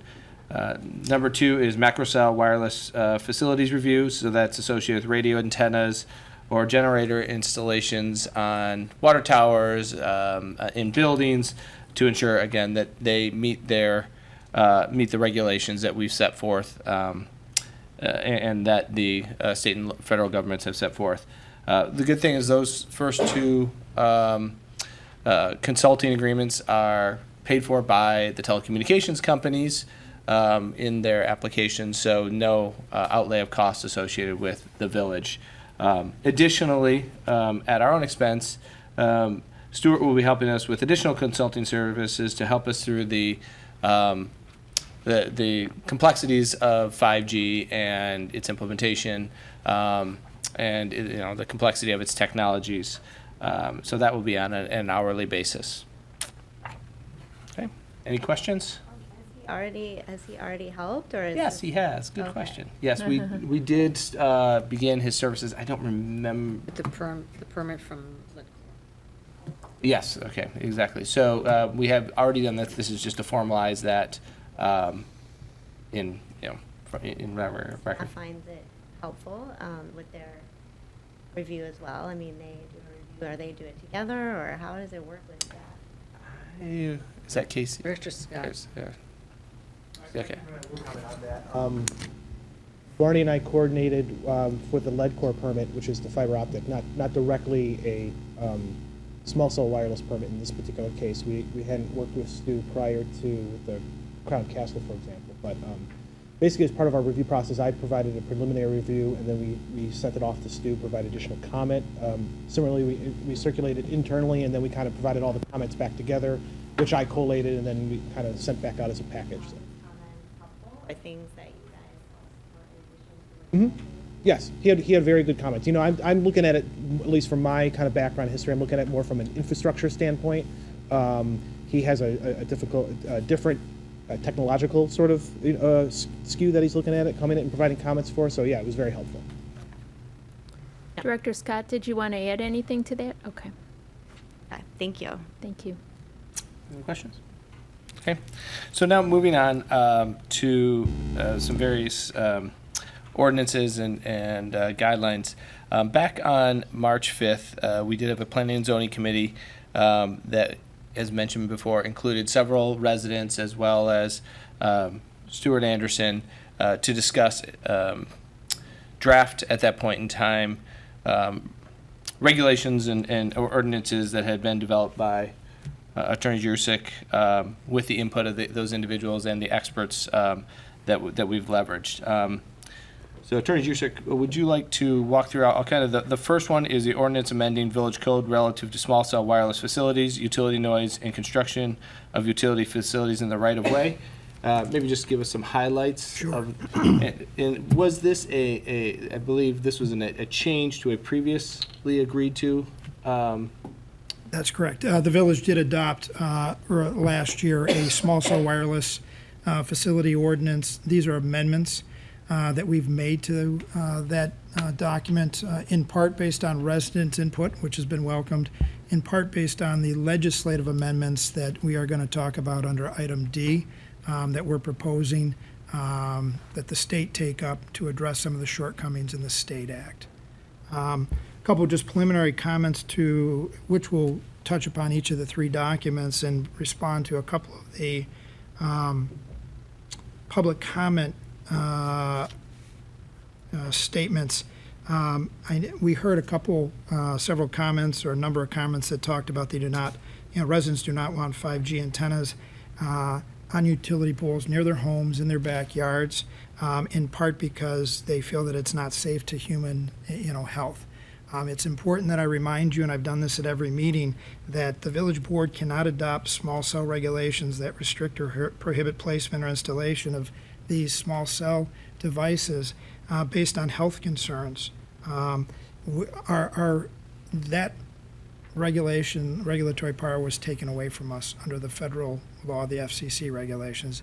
That's very clear. So the decisions you make tonight aren't based on health decisions, based on the potential negative impacts or effects of radio frequency emissions or these devices. What we're doing tonight is within the law, we are making aesthetic decisions, because that's one of the limited areas we're able to regulate. That's why our design standards and guidelines are called just that. They're standards and guidelines, because that's all we're allowed to do is regulate with respect to aesthetics. There is a provision in the state law that talks about municipalities can make sure that the operation of these devices complies with applicable safety standards. That provision of the State Act is what we used as our hook to retool our village code, small cell wireless village code, and also what we have put in the state law as amendments to put an enhanced, not even enhanced, for a first time. The state law doesn't have this. We have a monitoring, testing, reporting provision to make sure that these small cell devices are operating in compliance with federal regulations. And then we have penalty provisions. None of that existed in the current state law. None of it exists in federal law. We're using a state law provision to implement those for the protection of our residents. And we're also, making that legislative proposal to amend the state law, so that's something that, all communities around the state can get the benefit of. So that's just one brief, comment. We can't make decisions based on health, concerns. I mean, that's not within our jurisdiction. It has to be based on aesthetics and what the statute allows us to deal with. There was a comment that, does the village have insurance, in the event we're sued over these, over our regulations? And it's clear, we heard Trustee John at the outset say, answer that question, no. And in particular, we cannot adopt an ordinance that clearly violates, state or federal law and, and provide coverage, get coverage for that. Can we get challenged on that safety issue that you just spoke about? We could, but there's a very clear provision in the State Act, and I'll touch upon it when I roll through it, that says that, municipalities can make sure that the applicable public safety standards are being met. It's only it's a very short provision.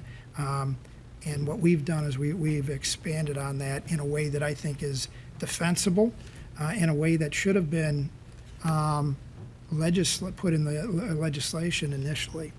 A couple other comments. We've heard a lot about this 100-foot, 200-foot setback, and there's a statement from one resident that says the village is proposed to adopt a setback of 100 feet for some residents, but there will be no setback for other residents. That's simply not true. This 100-foot, 200-foot, setback is really it's a red herring. And let me explain why. The state law specifically says that small wireless facilities shall be classified as permitted uses in all rights of way in any zoning district. I mean, that's the end-all be-all of what we're talking about here tonight. We adopted or recommended that you adopt a 100-foot setback, except as otherwise, allowed by state law.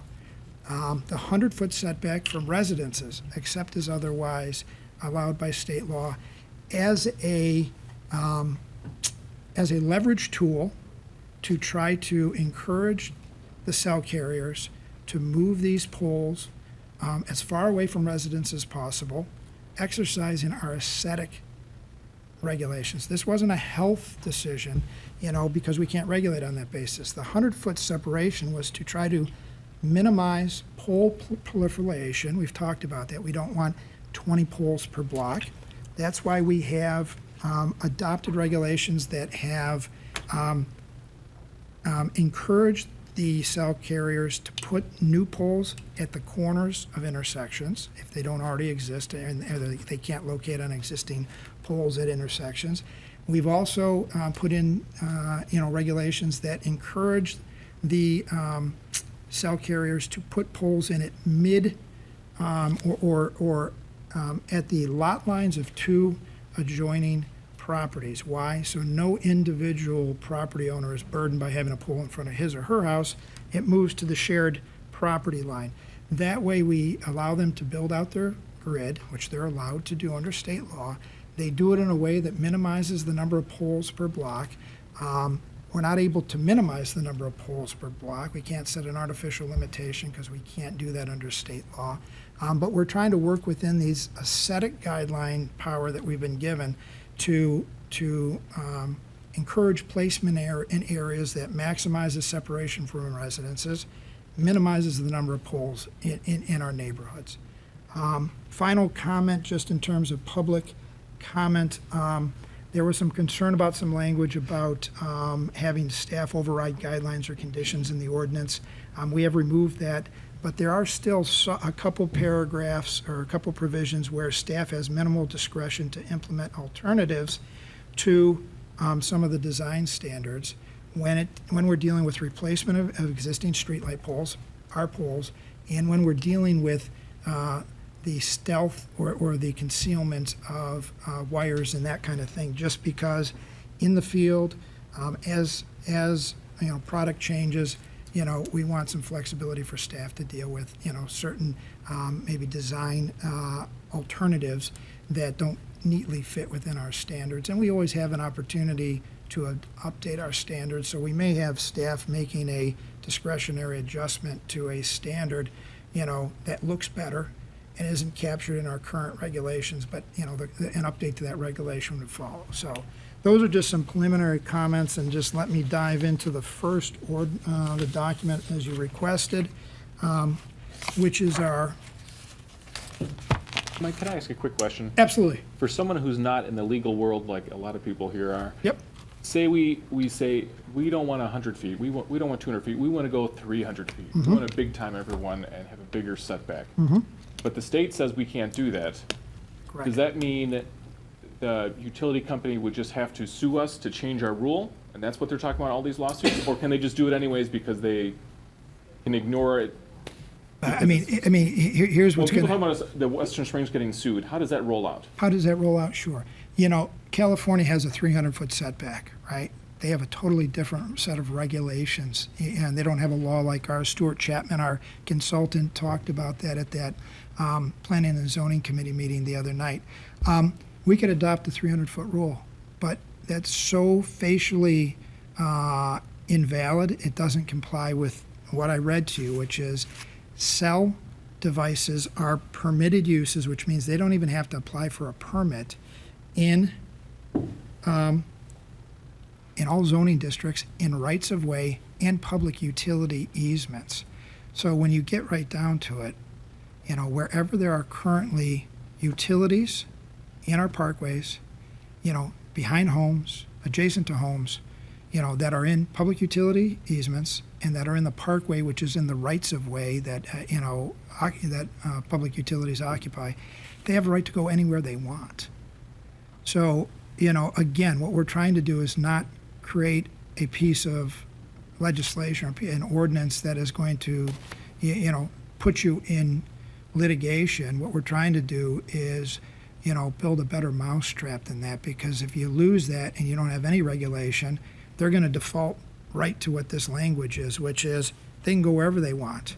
And that's a quick lawsuit, right? They're going to win that if we do a 300-foot or a 200-foot setback, because it's not enforceable. The 100-foot may be easier to slip past The that. goal is is to say this 100-foot regulation isn't designed to, it's not designed for, health purposes. That's not what we're enacting it. We're not enacting it to prohibit them from rolling out their grid, their device. If you think about it, 200 foot from any residence, if you map that out, it will probably prohibit them from locating within the community. And, the reality is that is, again, not enforceable. A 100-foot setback from a residence is what we're trying to target as a regulation that will maximize separation between homes, minimize the number of poles per block, and with the monitoring, testing, and the reporting and the penalty provisions, on the back end, we've covered what we think are the health concerns that we're not basing our regulations on, but we've captured those health concerns in a very defensible way, because one part of the statute says that we can make sure that these devices operate consistent with applicable public safety guidelines, which are the FCC regulations on their operational tolerances. So in your opinion, 100 feet is the furthest we can get and still stay within this aesthetic framework? That's what we've come up, and we believe that we believe that gives enough, flexibility. There's also another 100-foot separation provision in the state law, and not to confuse things, but there's a separate 100-foot regulation in the state law that says if the cell carrier wants to put in a new pole on any village block, if there's an existing utility pole on that block, the state law says the village can say, go to that other pole if it's within 100 feet of where they want to put their new pole. And as long as they have the right to go on that other pole, that existing pole, it's not cost prohibitive. Whoever owns that pole, doesn't charge too much, and it's technologically feasible. Moving them 100 feet one way or another doesn't disrupt their coverage, their communication. The state law says we the village, can force that to happen. That's a different 100-foot setback or distance requirement in the state law. In our state amendments, our amendments to the state law, we're asking in our amendment that number be increased to 200 feet.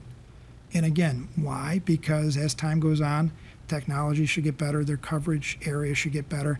And again, we're asking that the state legislator amend that 100-foot, kind of zone where a new pole goes to 200 feet, with the goal being to minimize the number of new poles that are going on any block. And really the goal is to use existing infrastructure. That was always the intent of the original legislation. Was most communities have a number of utility poles already existing, and the thought was these devices would go on that existing utility pole infrastructure.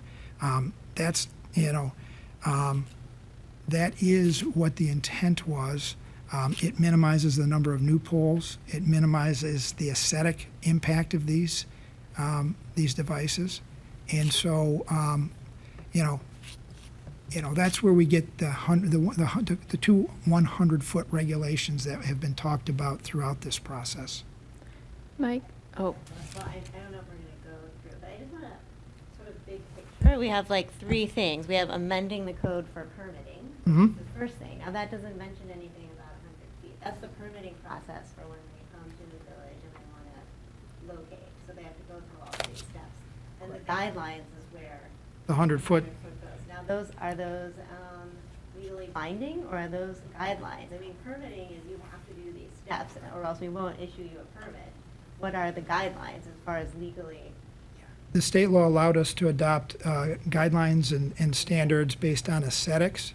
So the more we get off of an aesthetic regulation, the more we try to implement a regulatory provision, those are going to be more subject to challenge. That's why in our ordinance, what you have is the monitoring, the testing, But the guidelines are legally enforceable as well.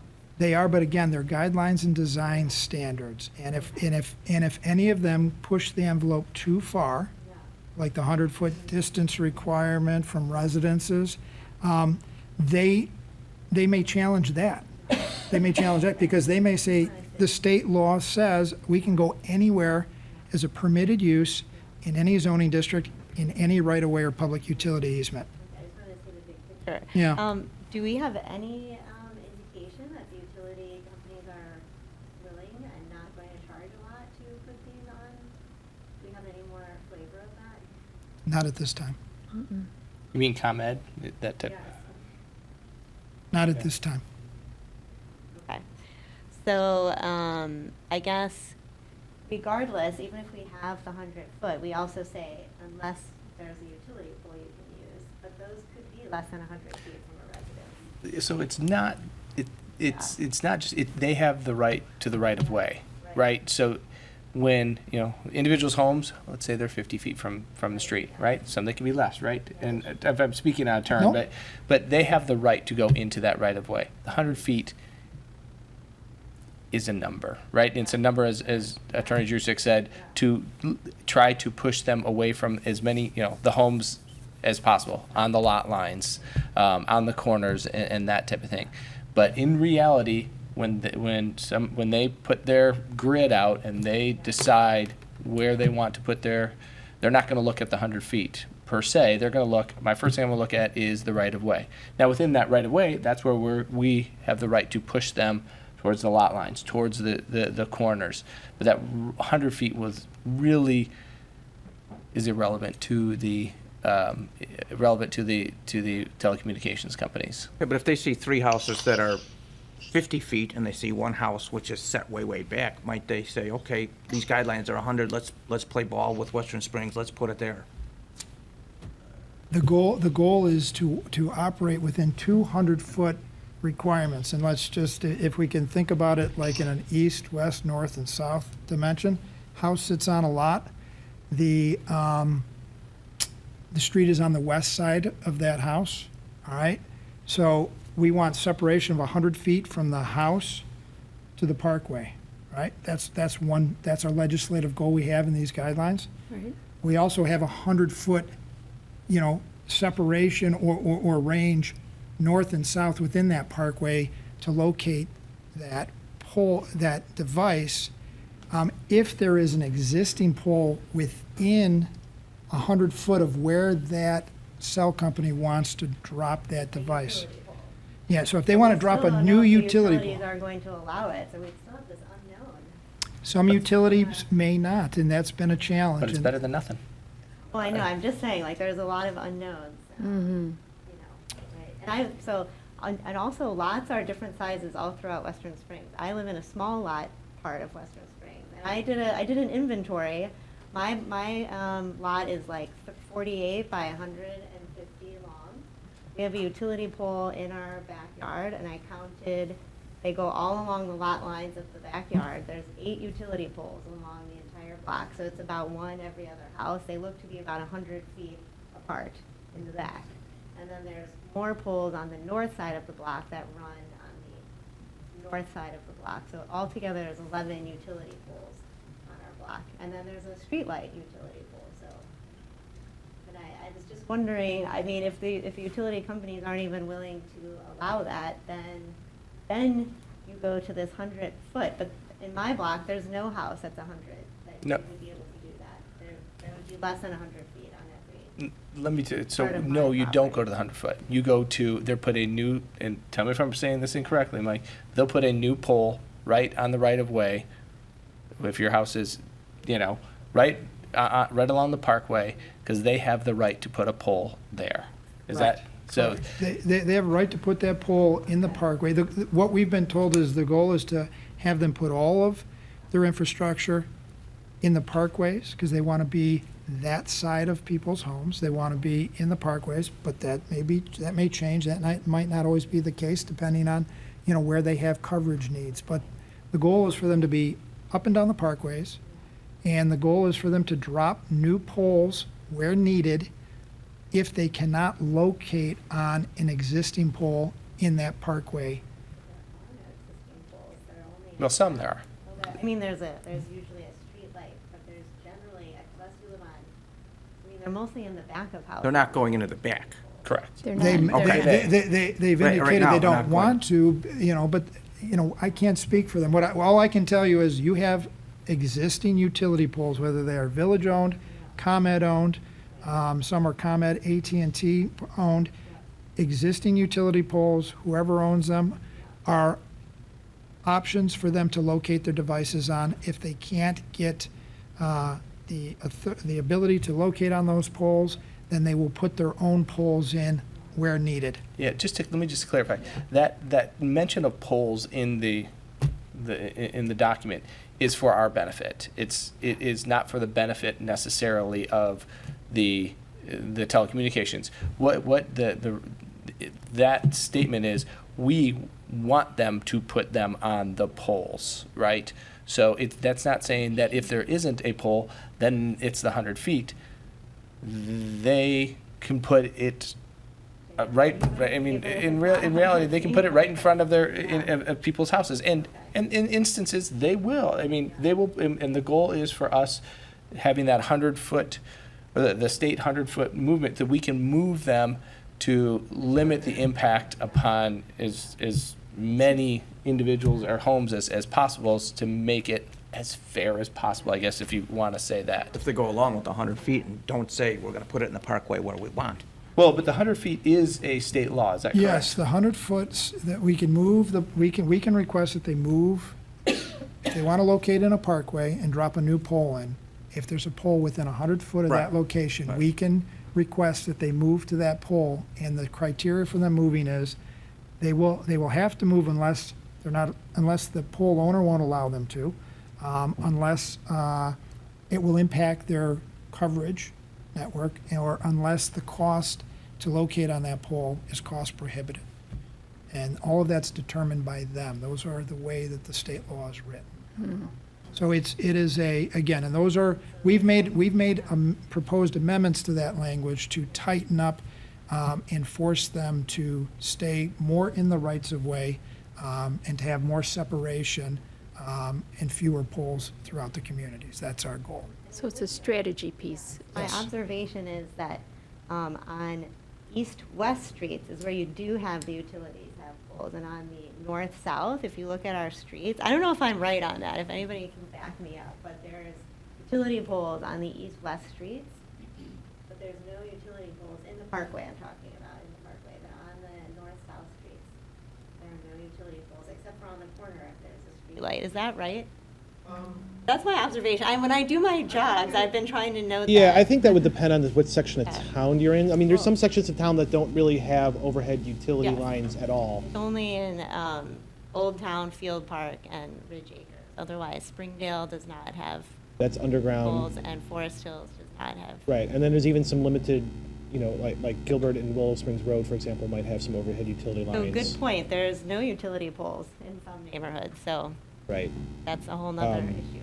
Well, and that's addressed in our design guidelines by requiring them to install streetlight utility poles that act as a dual function. They have to be, the village has some design discretion with that. And so there's an opportunity for parts of the community that don't have street lighting to have a utility pole, streetlight pole be placed at the cost of the cell carrier. Their equipment goes on that pole. The village ultimately, it becomes the owner of the pole, and so you get the benefit of a street light and a minimum amount, hopefully, of impact, on that block, because you're having, not a proliferation of poles, but, maybe a couple streetlight poles to service possibly multiple. Are there lots big enough in Western Springs where you could be 100 feet from a residence? I mean, not in my neighborhood. We have small lots. But again, the 100 feet doesn't matter. Or that's just It's, I guidance. mean, It's in the all- guidelines. It's just a It- guidance. It's yeah. just a guideline, and it's to allow us to, they can go in the right of way. And your right of way for most, and we might, Dr. We'd have to map out the entire village to determine if there's any that we're within 100. It's a minimal number, right? It's and if for 200 feet, it's less. Of course. I Unless, mean, there- unless that no minimal way. number is, that first Exactly. number is zero. Yeah, because, zero.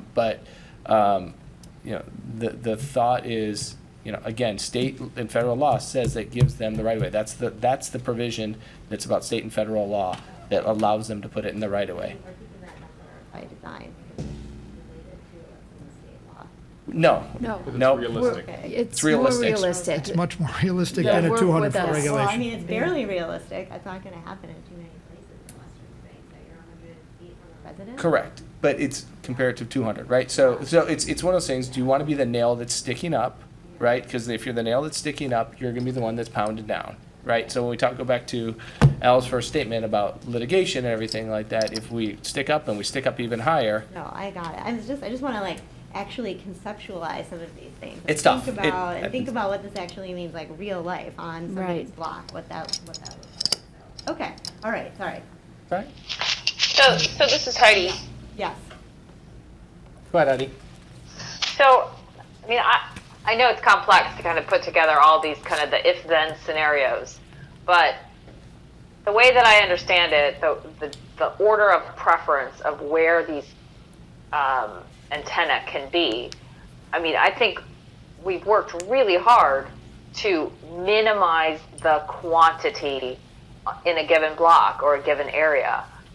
It's pretty complex to follow, but I think we are doing the absolute best we can within the laws that we have to comply with, and we're really trying hard to limit the quantity. Going back to Trustee Terrell's comment last summer, we're trying to limit the pincushion effect. So I think this does a really good job at getting there, and I think it's the best that we can do right now. I agree. I was just trying to conceptualize it a little bit, just sort of work so it's not so abstract and we can just kind of think about it, what it actually means. So, How about if I just Go continue to ahead. roll through the Yeah. ordinance, just the Yeah. high points? Smallest visual profile, what does that mean? We've adopted language throughout both your ordinance and the state law that any time that these cell providers use new equipment or put up replacement equipment, we wanted them to use the smallest visual profile, the smallest technologically available equipment. So we added that. We have a pre-application review process with staff that is new. The goal there is it's not a pre-approval, it's not an approval, but it's designed to make sure we identify utility conflicts in the rights-of-way. Since they are a permitted user of the rights-of-way, and we have a significant amount of existing utilities, both village-owned and publicly owned, other companies, gas, water, sewer, we want to make sure that there aren't conflicts where they go. We also want a baseline test of the radio frequency emissions for small wireless facilities be performed at the provider's cost, so that we know at the time of activation, what the performance standards are for these devices. We want a written affidavit signed by a radio frequency engineer certifying that the facility is going to comply with all applicable FCC regulations. We want to make sure that they have applied for and received all necessary FCC licensing and approvals. A written report dealing with acoustic levels to make sure sound of these items is not an issue for our residents. We are requiring that the provider supply us with any required environmental assessment and review, which are called NEPA reviews, or that the device or the location is exempt from those requirements. We're asking, as part of the application process, for a map, of the wireless facility in the geographic service area.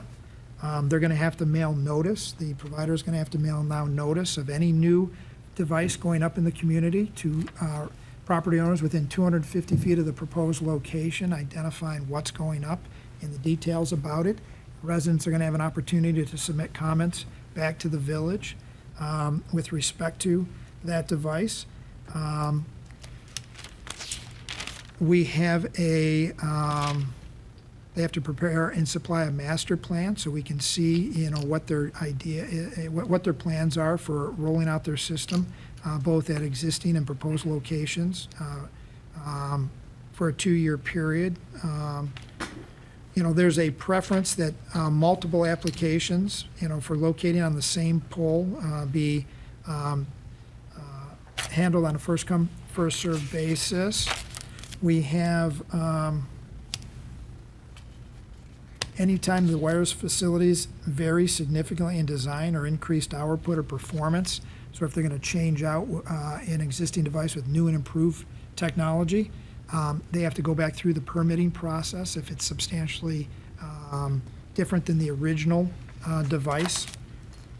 We have a radio frequency compliance provision, and again, this is cutting edge, and this is you're not finding this anywhere else in Illinois, any other municipality. We have a monitoring, testing, and reporting provision that the Illinois Municipal League has looked at our ordinance and our state, and this same ordinance provisions have been carried over to the state law. But the IML, is very supportive of what we've done, and they're going to be supportive of having this be adopted by other communities, because we have really taken and put the onus on the cell provider to give us a baseline during the initial application process of what this device's performance, metrics are, and then, what the radio frequency emission parameters are, and then they're going to be responsible on a quarterly basis of providing us reporting, saying that it meets the FCC guidelines and all, safety standards. Any devices that don't meet those are going to have to be repaired, replaced, adjusted, or powered down. We have the ability to do our own monitoring and testing. If our test showed a non-compliance, we have a penalty provision that they pay for the cost of our test. And if they don't shut that device down, we have the ability to treat it as a public nuisance and shut it down under our public health and safety and police powers, which the state law does give us that provision to rely on. One of our residents wanted to make sure that our testing of devices wasn't just limited to small cell devices. The state law talked about a certain type of repeater, a certain type of, it's called micro wireless facility, that these repeaters that can be hung on electric poles and wires, that they also are tested. So we've added that at the request of one of our residents, which is a helpful comment. There's an annual certification that all of these devices are working properly. To the extent that they are not working or they're obsolete and not performing, they're abandoned. The state law has a provision for removal of abandoned devices. We've tracked that language to make sure that they remove their devices, and there's a penalty provision again. And really, that's about it. A quick summary of what's in the state law. A lot of those same comments that I just made carry over to the State Act, and I'll just let me touch upon the State Act really quick. Take them a little out of sequence, just to touch upon that. Like I said, the written affidavit certifying that the device, is going to operate per FCC regulations, the acoustic levels, the testing, the NEPA requirement, all of those things are we're adding to the state law to really enhance the state law. Those are omissions that should have been in there. They're not in there.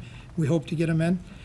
When we talked about that 100-foot, being able to have discretion to move an existing a new device in lieu of putting it on a new pole in our parkway, but having the flexibility to have them move it 100 foot one way or another onto an existing pole, we've changed that to 200 feet, to give us greater flexibility, the municipality, to do that.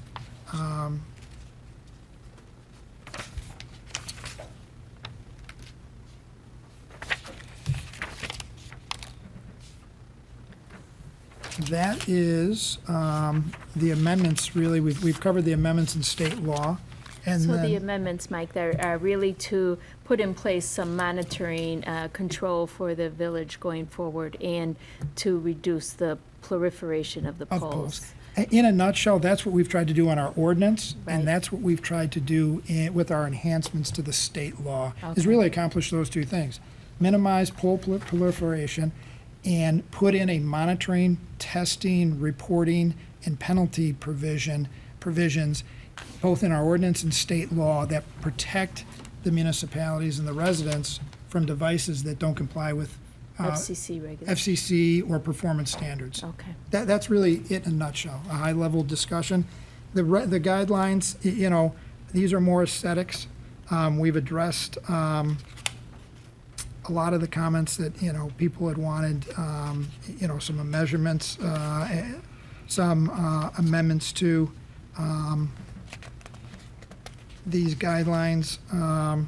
We've talked about the 100-foot separation from residents. This is really an aesthetic standard.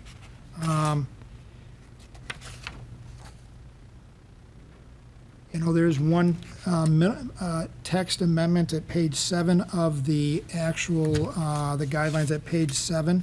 I'd like to just add the words "by the wireless provider" at page 7, section 23 of the regulation.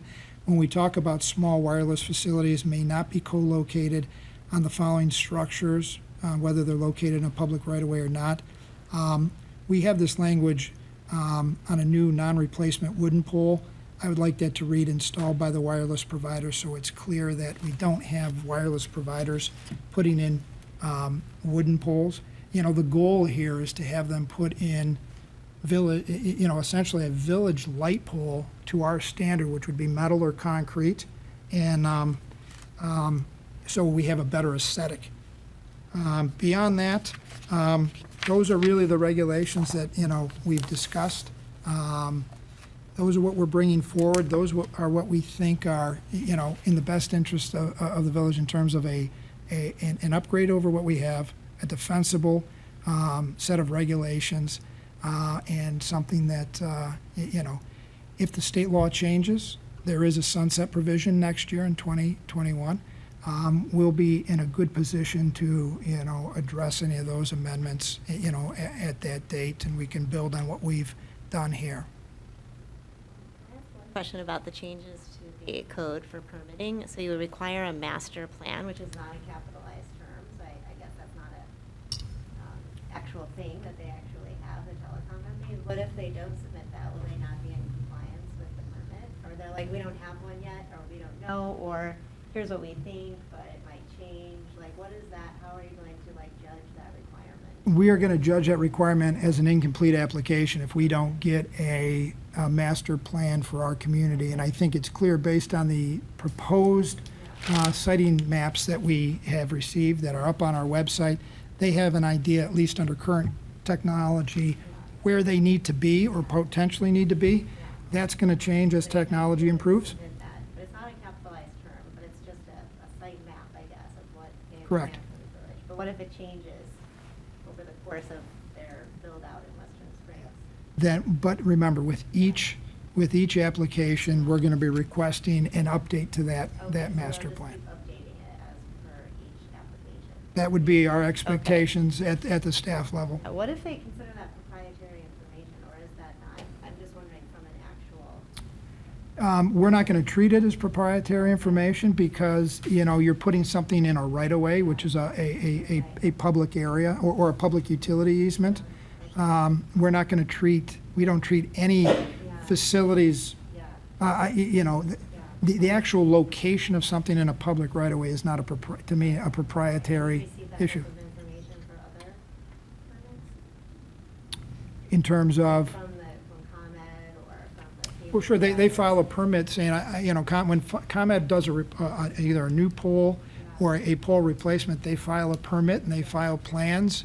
So And, they do tell you the other, well, I guess it's not really the same, it's different, but, okay. yeah, I was just wondering. ComEd doesn't give us a master plan, but they give us, a schematic that says what they're building and where they're building. And, there may be copyright, rights to an engineer or an architect's plan that you have to be sensitive to, but the fact that they're gonna put something in this area, that to me is not a protectable item. All right.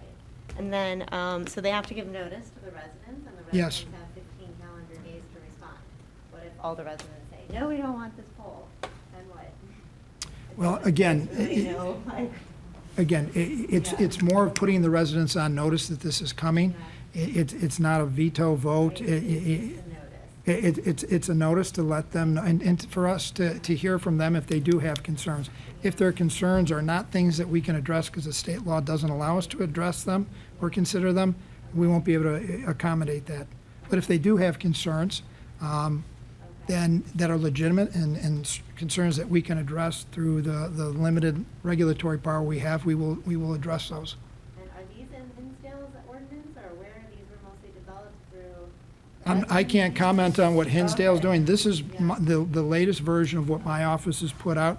And each town is doing their own thing. Each town has received a template from us.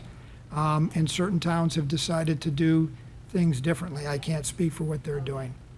Okay, thank you. Yep. Anything else with regard to? Stuart Anderson is going to go through all of this. Stu Chapman. I'm sorry, Stuart, what was his name? Stuart Chapman, yes. Chapman? Oh, I said Anderson, didn't I? Oh, Yes. Anderson. Sorry. Did you?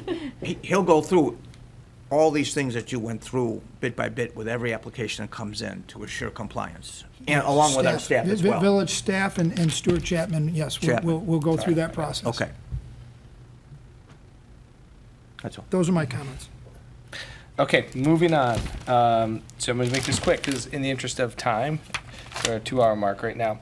So the village code requires that new residential development provide land or financial donations from developers to schools or park districts. So with Foxford Station, because of the limited availability of green space, they've decided to make I don't know if it's the words in-kind donations, but payments from a financial perspective to the parks and schools. And the first one to the park is, and this is based upon the size of the lots, the number of residents, and all of that, and this is a standardized formula, $51,857 to the parks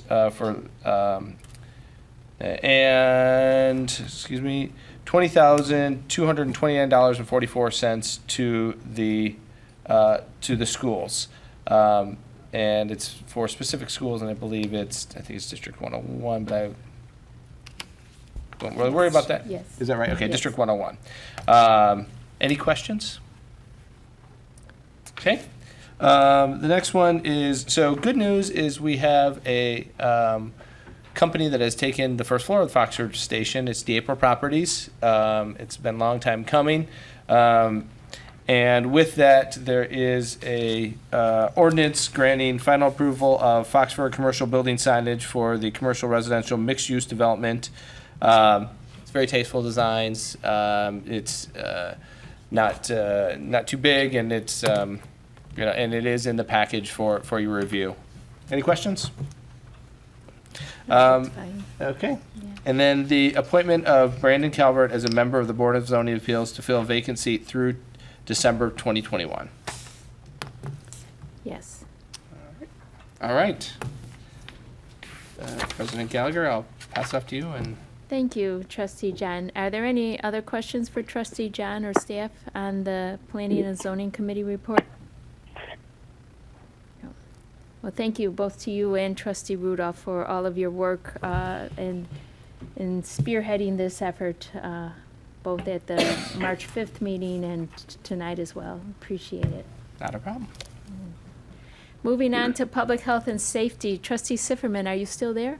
I still am. Thank you. Madam President, I respectfully request that my report this evening be deferred so that I can present the very comprehensive Department of Law Enforcement Services 2019 annual report and the results of the 2019 community and traffic survey summaries in person at our next meeting. I believe you have these documents in our packets, and they reflect remarkable evidence of a positive delivery of law enforcement services that's worthy of our attention, that I would like to lead that discussion at the next meeting. Thank you, Trustee Sifferman. I think that's appropriate so that we can give the police department proper due for their efforts in 2019. Thank you. Thank you. Nothing else tonight then, Trustee Sifferman? No, that's it. All right, thank you very much. Moving on to General Government Committee, Trustee Terrell. Thank you, President Gallagher. Regarding letter A and letter B, those are going to be addressed at new business, I guess the conclusion of my report. Moving on to C, which is the issuance of a Class H outdoor liquor cafe liquor license to V Restaurant. Our committee heard from Paul Vivrant, the owner of V. He presented a very thorough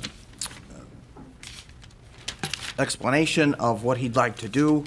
And in a nutshell, he has a concept for putting outdoor seating, lounge chairs, fire pits, festive lighting, end tables on the front of his restaurant.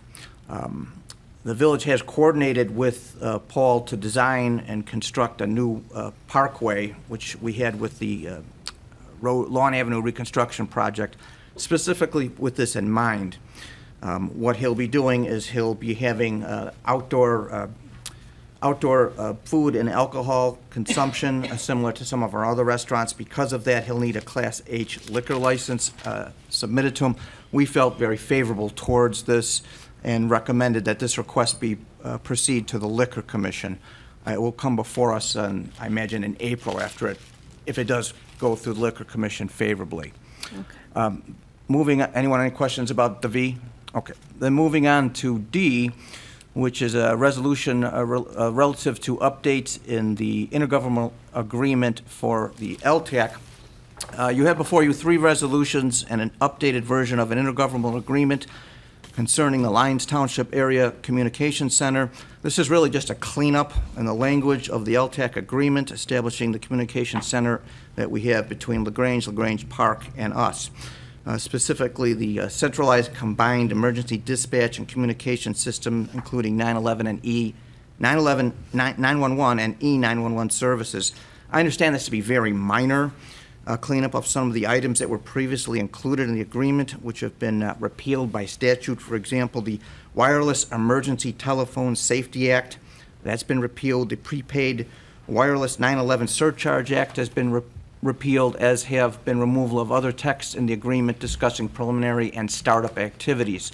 The change also adds to the agreement, this is the LTAC agreement, the a PSAP representative, and Mike has waited here patiently for us. And Mike, thank you for waiting 2 hours to explain this point, but what is the PSAP that we're now putting into the agreement? Mike? Sorry. You've waited So 2 the hours, people- Mike. So the folks at home can hear you. Had to have it explain it to us a little bit.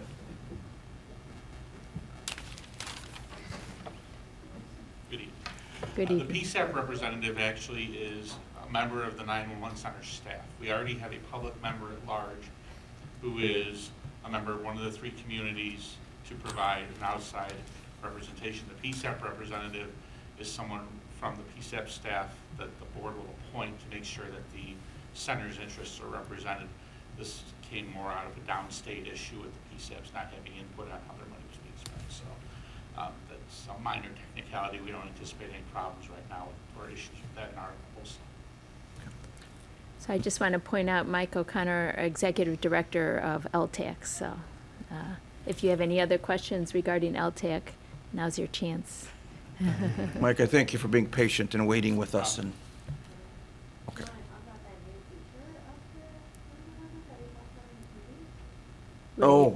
Rave? Rave.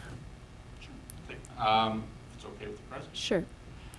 So the 3 villages are in the process of switching our emergency notification system. We're leaving Code Red and going to a company called Rave, and their alert product and their Smart 911. It has some more capabilities besides phone calls and text messages and email alerts. One of the big things that we found productive was it integrates social media. So instead of village staff having to wake up at 3 a.m. and find someone to update the website or, you know, other social media, Facebook pages, that kind of thing.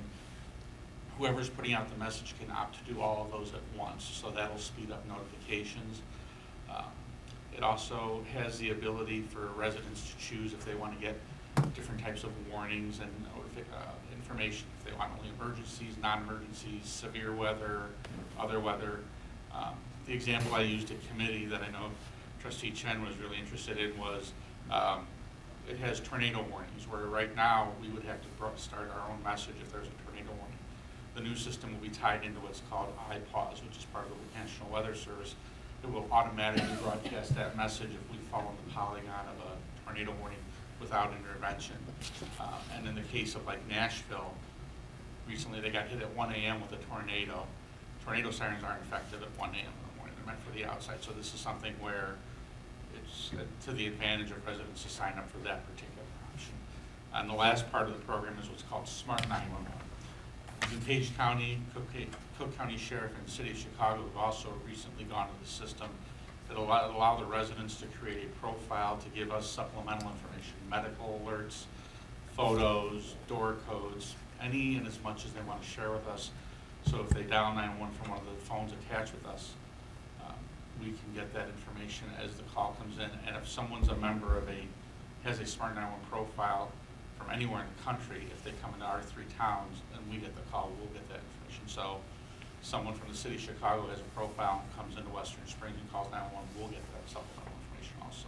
So we think this is a great advancement for the system for the 3 towns and will prove very beneficial to us in the police and fire departments. How does one become into this smart 911? So the village website already has the links up, or you can just go to smart911.com. It's absolutely free. It takes about 5 to 10 minutes to create a profile, depending on how much information you want to give, and every 6 months it'll send you a reminder to make sure everything's current. So I enter in my profile with my health concerns. I'm having a problem anywhere in the village. I can call the Smart 911. The paramedics, whoever would come, would already know, really Correct. kind of have an We'll see idea. on the screen that Okay. you have this issue, and we'll be able to relay that information to them. Okay. But not only the village, LaGrange or LaGrange Park. that's right, too. the whole- Right. So if he were to make a 911 call in Wheaton, DuPage County's equipped with the same system, so they Oh. would have access to that information also and be able to relate to their first responders. It's very valuable. Yeah. I think it'll be a great enhancement for us. Yes. Big improvement. Thank Trustee you. Chen, thank you very much for reminding me of. Well, and also you waited all that time. We should hear everything. Thank you, Mike. Okay, thank you, Mike. Next on the agenda is the Dan Showman Incorporated contract approval, maybe timely with everything we've been discussing already. He is a lobbyist for 5G and small cell matters. We are also making that part of new business, which I'll get to in a few minutes. Okay. And moving down to F is the collective bargaining agreement with Teamsters Local 700. There was an awful lot of work put into this by village staff. I can attest to that. They were here even later than we are here now on several occasions. Ellen put together a summary for me to read into the record about the contract that we are having with the Teamsters. The village and the Teamsters Union have reached a tentative agreement. An agreement before the board has been ratified by the union. This is the first contract that we've ever had for Public Works employees, and the Teamsters represent the maintenance journeyman number 1 and journeyman number 2 positions. That's 8 employees of the village. There's both economic and non-economic issues that were agreed on, including recognition, dues deductions, grievance and arbitration provisions, no strike, no lockout, sick leave, vacation, holidays, bereavement leave, and jury duty, all consistent with the current practice.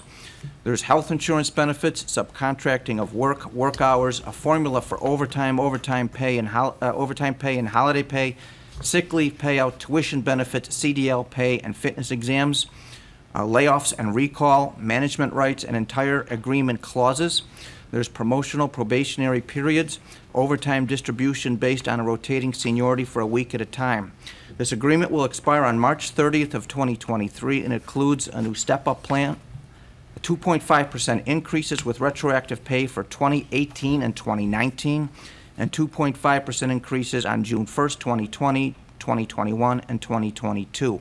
If anyone has any particular questions about this agreement, Ellen and staff is here to answer them. If not, again, I commend the staff. They did put an awful lot of time in this. We did witness it. It was a lot of work to get this. It's fair to both sides. We've had these employees who have been not in a union, and this will bring them into what we believe is a fair pay scale and fair benefits. By the same token, it's fair to us as well because it's something that we can live with and that we've worked hard to achieve. Any questions on that? Okay. Thank you, Trustee Terrell. Thank you, staff, for shepherding that new contract. It's good to be current with the contract, so appreciate your efforts. And the last thing I have in the ordinary business I have is possibly quite the most important of them all. President Gallagher did mention this. We are to consider an ordinance authorizing the village president to declare a state of emergency should the need arise and be authorized with purchase power without public advertisement within the village. Now, under the Illinois Municipal Code, we can by ordinance grant to the village president the power to exercise by executive order during a state of emergency the powers necessary to respond to that emergency. We must have that ordinance in place. There's some definitions. In essence, it's pretty simple that if there's a finding of an emergency, a natural disaster, a catastrophe likely to cause damage, injury, loss, hardship, or suffering to the community, including disease epidemics, imminent or has occurred in a severe emergency, then our president just provides a written declaration made under oath substantiating the finding of the emergency, and the village president can respond with appropriate measures as she sees fit to resolve the emergency by letting contracts without any public advertisement. I think that's very, very important that we put this through, especially at these very precarious times. Other than that, that's all I would have on my report. Thank you, Trustee Terrell. Are there any questions of Trustee Terrell regarding these items he reported on? Okay, if not, we'll move on to consideration of the agenda items. We have 3 items under new business for separate consideration. They all come out of general government, so Trustee Terrell, take your drink of water. Okay. And plunge in. You have before you, looking at the first one, you have before you a proposed amendment to our liquor code to create a new Class O. That's to allow craft beer, wine and spirits, on-site consumption, and packaged liquor sales. We also have a separate amendment related to the issuance of the Class O liquor license to an applicant that we have, Daydream Coffee Company, doing business as the Opry at 4354 Johnson. This was briefly discussed in the year and when the matters came out of committee. The issues that were discussed did go to the Labor Committee. They provided a favorable recommendation that we move forward with this Class O. Now, Marty, were you interested in addressing any of the specifics of the Class O, or would you like of the specifics of it, or do you want me to read them? No, I'd say for the aspect of time, if there's any questions, I can answer them. Okay. That was the Liquor Committee. Liquor Committee. Commission. Oh, that's a commission, committee. Yeah. Committee, okay. Here's why this is here. It's a very good ordinance. It's very restrictive as the type of things that can be provided, that this establishment or anyone that applies for the Class O can do. It's not going to have domestic beers. It's not going to be kegs. It's going to be very limited to specialty drinks. But here's why this is here. If you recall from when this issue came up a couple months ago, I had reservations about departing from our current code classifications requiring that food be provided by the establishment serving the alcohol. Under the new Class O category, whereas the providing of food is encouraged, it's not required. I don't see a reason to depart from our current code requiring food service. As I said before, a proposed ordinance allowing alcohol sales and consumption, even restricted to craft beers in what appears to be a very classy and mannerly establishment, I thought was contrary to the character of our village. I think there's a compelling reason to have our current liquor classification ordinance, which requires food service. We're a small village without any industrial area, primarily residences and small boutique businesses with a few exceptions. We have very nice restaurants here. We have excellent food complemented with alcohol, all very high-end establishments. I have absolutely no doubt that the Opry would be such a high-class venue. The Class O liquor ordinance, however, without a food requirement, would allow an establishment to provide only alcohol, no matter how exclusive and restrictive the sale of alcohol would be. Without food serving requirement, the establishment is, to me, it's still a bar. In my opinion, that is not within the character of our village. I may be the only one, but that's why I had this taken off of the general government. It came out, general government reports, it came out as neutral, and it's here for discussion if anyone else had any viewpoints or a vote. Thank That's all you. I have. Trustee Chen, as the other member of that committee, did you have any comments on this? Yes, so it came out neutral. I'm in support of amending the code. I view this as a new idea. It is a very craft-orientated and a tasting-orientated. It's a very small space. There's no TVs. You won't be like sitting down and putting back a bunch of beers to watch a game. It's going to have music. I am inclined towards the establishment. Yes. I think it's important to note, too, that this will be reviewed on a case-by-case basis. Correct, Marty? It's not a blanket authorization. Yes, Madam President, any liquor license can be up for review at any time, and the license holder could be called in for a meeting by you if there's questions or if there's violations, so that's part of the privilege of holding a license. Thank you. Any other comments or questions of the committee or Director Scott? Yes, I have a question. Sure, This is Bill. Trustee Sipperman.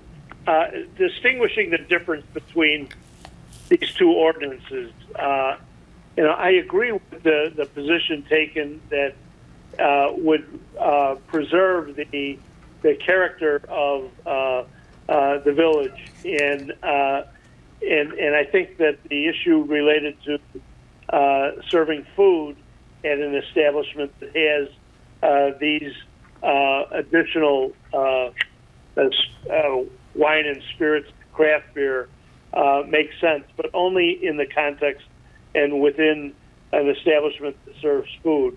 So that's the question I have. Which of these ordinances would support that, and which would not support that? The serving of food with the, is that your question, Trustee Yes. Silverman? Yes. Well, I'm not sure if I understood the question, because Trustee Sifferman, the one ordinance is to establish the Class O classification, the other is to issue a license in that same class, Class O, to the Opry. Wait, Bill, are you talking about the Class O that's being proposed as opposed to what we have right now on the books that requires food to be served? Which is, I forget the... No, B? the difference between item number 7 and item number 8. He wants to know the difference between our two ordinances, 7 and 8.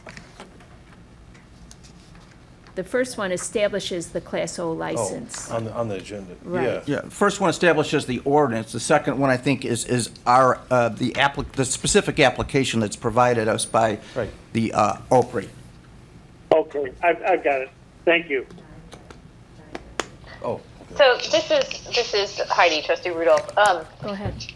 I'm in favor of this, and one of the reasons is I think it's not quite the same, but we just recently also amended and added I think it was a new class as well, when we granted the theater a license to be able to serve alcohol at the theater.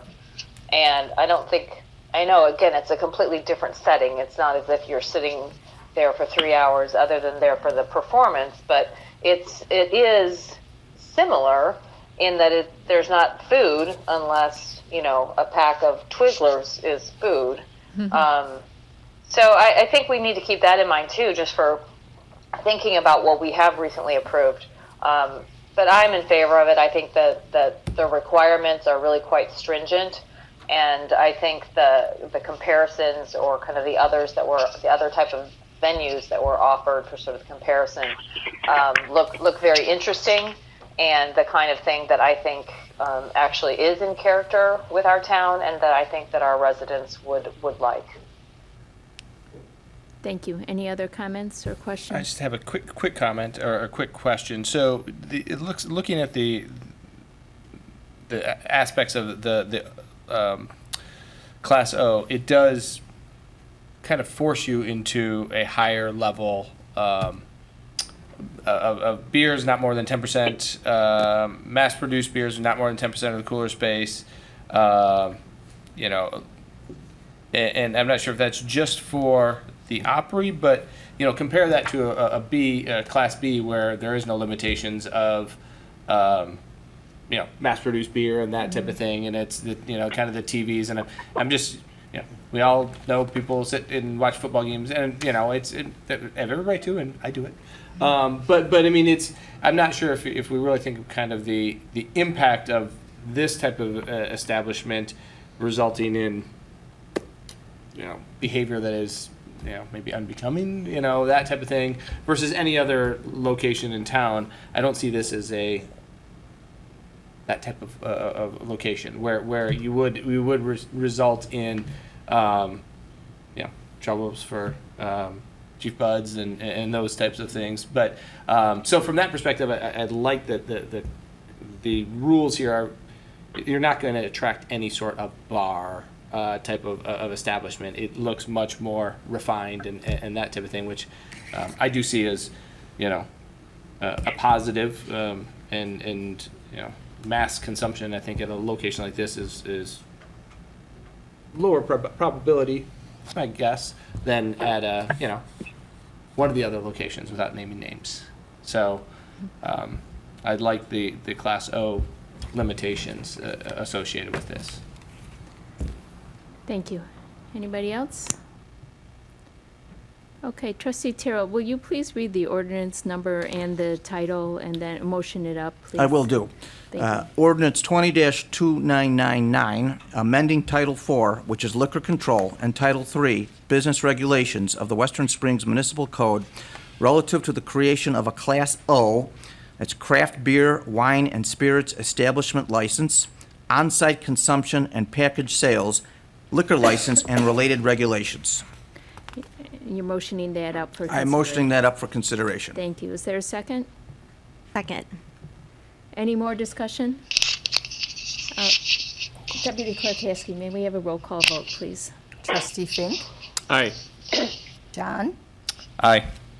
Rudolph, Aye. Sifferman, Aye. Kirill, Nay. and Chen. Aye. The motion passes.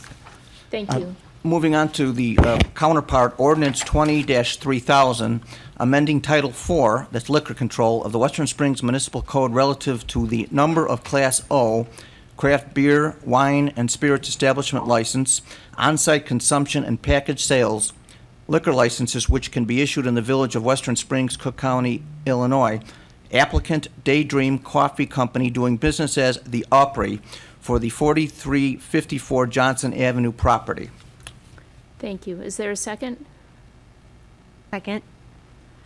May we have a roll call vote, please? Yes, Madam President. Trustee John, Aye. Rudolph, Aye. Sifferman, Nay. Kirill, Nay. Chen, Aye. and Fink. Aye. The motion passes. Thank you. Moving on to item number 9. Dan has waited here patiently for now Yes. 2.5 hours. Yes. Item number 9 also came out of our committee, and maybe going into our extensive discussion that we had for a great portion of tonight's meeting with the 5G. We are thinking of hiring a lobbyist, Dan Shulman, who is here with us tonight. Not just for 5G. There's 4 reasons that we were thinking of hiring Dan. One was to fight for the lack of local control in the state law. In addition to the 5G, Mr. Shulman was going to help us with some capital funding, and also to advance us with IDOT for the pedestrian underpass and the Central Avenue resurfacing projects, And finally, Mr. Showman would work with other communities to push back against legislation that will reduce local government resources which are being taken away from us. Now, you've waited here. Would you like to address us? Because this came out of our committee neutral. I did not, I thought Dan's services were very needed for the village. But could address us as to what you'll be providing? Sure. Thank you, Trustee Terrell. And in the interest of brevity, I'm Dan Showman. Trustee John mentioned today that today's resolution shows Western Springs wants to take a leadership role in Illinois on 5G. As one of the lead negotiators, myself, 2 years ago, representing Aurora and Elgin, we negotiated a better 5G bill. However, now that companies are filing applications, we are seeing the holes get bigger and bigger, and we are seeing them try to take advantage of this law. My job will be to communicate the concerns of Western Springs and Springfield over the next 9 months and work on 5G legislation that mirrors the thoughts of the ordinance that was adopted today. Also to help with capital and IDOT, and I stand ready to answer some questions if anybody would like. Thank you. I actually should put, to be fair, should put the cost into the record of. Yes, of course. Did you get the updated? Yes, actually, it's, I do.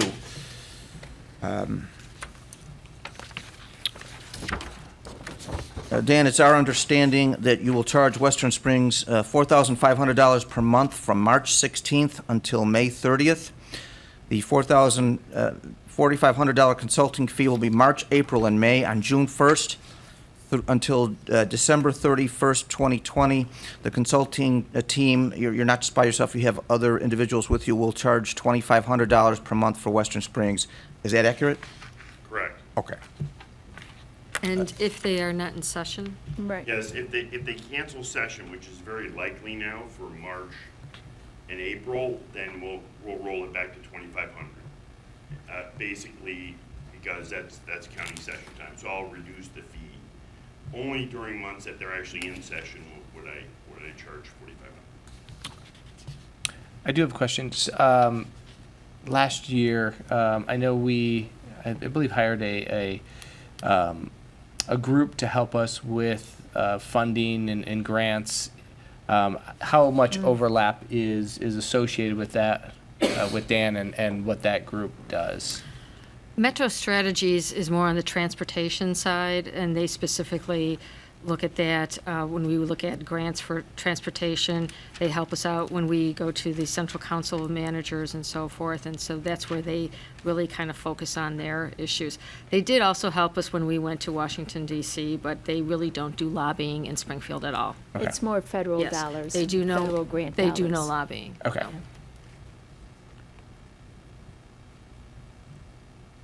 Any other questions? Well, so it came out neutral because I had concerns because it's $28,000 if you add all of it up for this. And I wanted to put it out to the full board. And I guess I do have a couple of questions for you, but my sense was we have several very powerful legislators that live right here in town, including Representative Jim Durkin. I think he's a powerful voice. He's very much aware of what is happening in this community. We also have Representative Dan Lipinski, who is also a very powerful legislator and who's very much aware. And I don't know what paying $28,000 for a lobbyist gets us that those legislators can't. And further, I'm wondering, having a lobbyist represent what Western Springs wants to other legislators, such as a legislator that represents Peoria or, I don't know, some other community that the residents don't have these same concerns. What leverage would you have with those legislators? Like, why would that help? I guess the answer is a lot of legislators had concerns about the bill 2 years ago. They were not entirely heard, so I think that if there's an opportunity to present an alternative proposal, I believe they will be interested in hearing about that. And there are legislators already grousing about concerns in their community across the Chicagoland region. So I think there's a number of people that are interested in hearing from it. And then let me also note that 2 years ago, I started a Facebook page called Small Cell Big Problems, which actually was intended to get the attention of legislators. So just introducing a bill is not enough. We must also do a letter writing campaign, social media campaign with these legislators, and that's one of the ways to get their attention. Okay, well, I did have a couple other questions. So I did look up your Facebook page, and it has 56 people that like the page. And I saw that you had several posts that were mostly from 2017. I guess as far as your credentials, you represent that you got $40 million in funding for communities such as Aurora and Naperville. Can you give me an example of something that you were successful? Sure, $10 million for River Edge Park in Aurora and the Aurora downtown area, $10 million for the city of Elgin and the Promenade, which is a redevelopment along the river. And how did you get that? Did you lobby those committees, those legislators that represent those Passed communities? legislation and obtained an appropriation under the River Edge Redevelopment Zone Act to approve that funding. Okay. And then you mentioned that you worked to get concessions for the municipalities that you represented in the legislation for small cell, for example. For example, a lot of the historic language came from efforts that I did working along with Klein Thorpe's attorneys, Okay.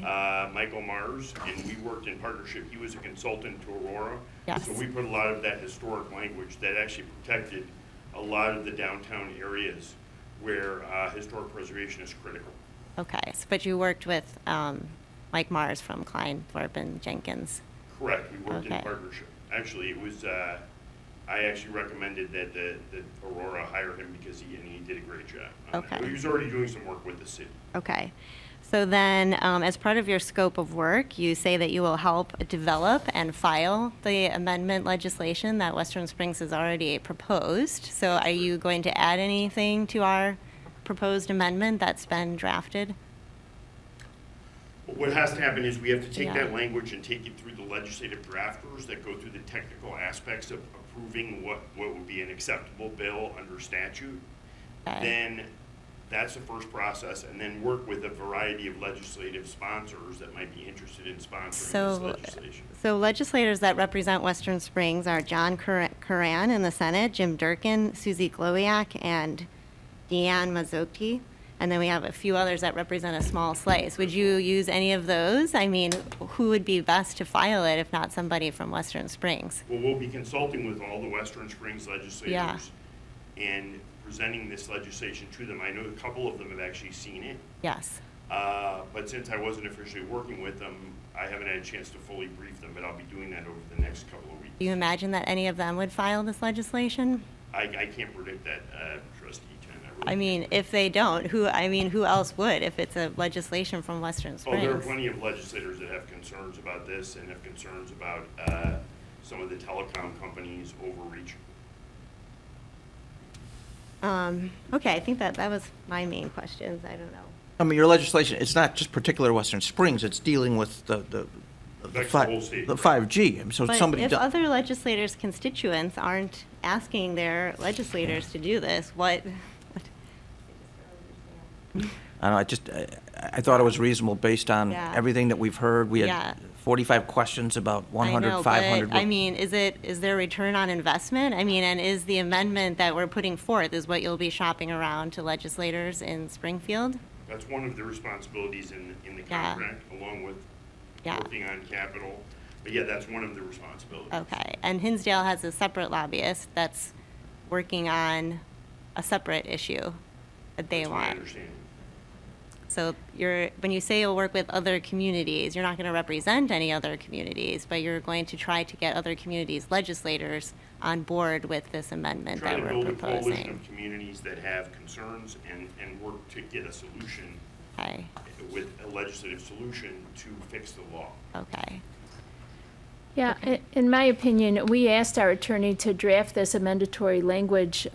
We have a responsibility now to see it through, shepherd it through the state legislature and so that we have the best chance of it being heard, I think, and that's why I think that it's important to hire specifically Dan Shulman, who has had experience with this in the first go-around.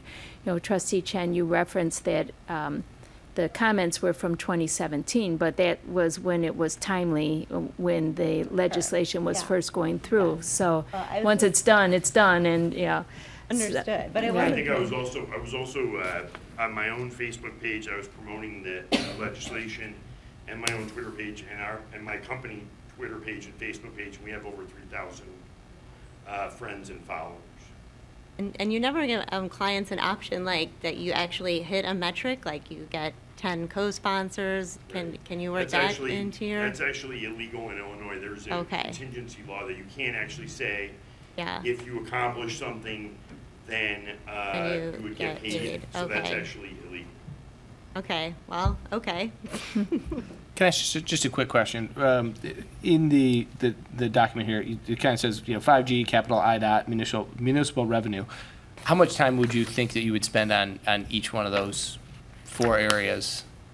I think it depends what is the hottest issue. For example, right now, there are several proposals to take away municipal revenue from Western Springs and other communities. Good answer. So it potentially, for example, there's a proposal to take away 5% of the local government distributive fund, especially if the income tax increase is not approved in the November election.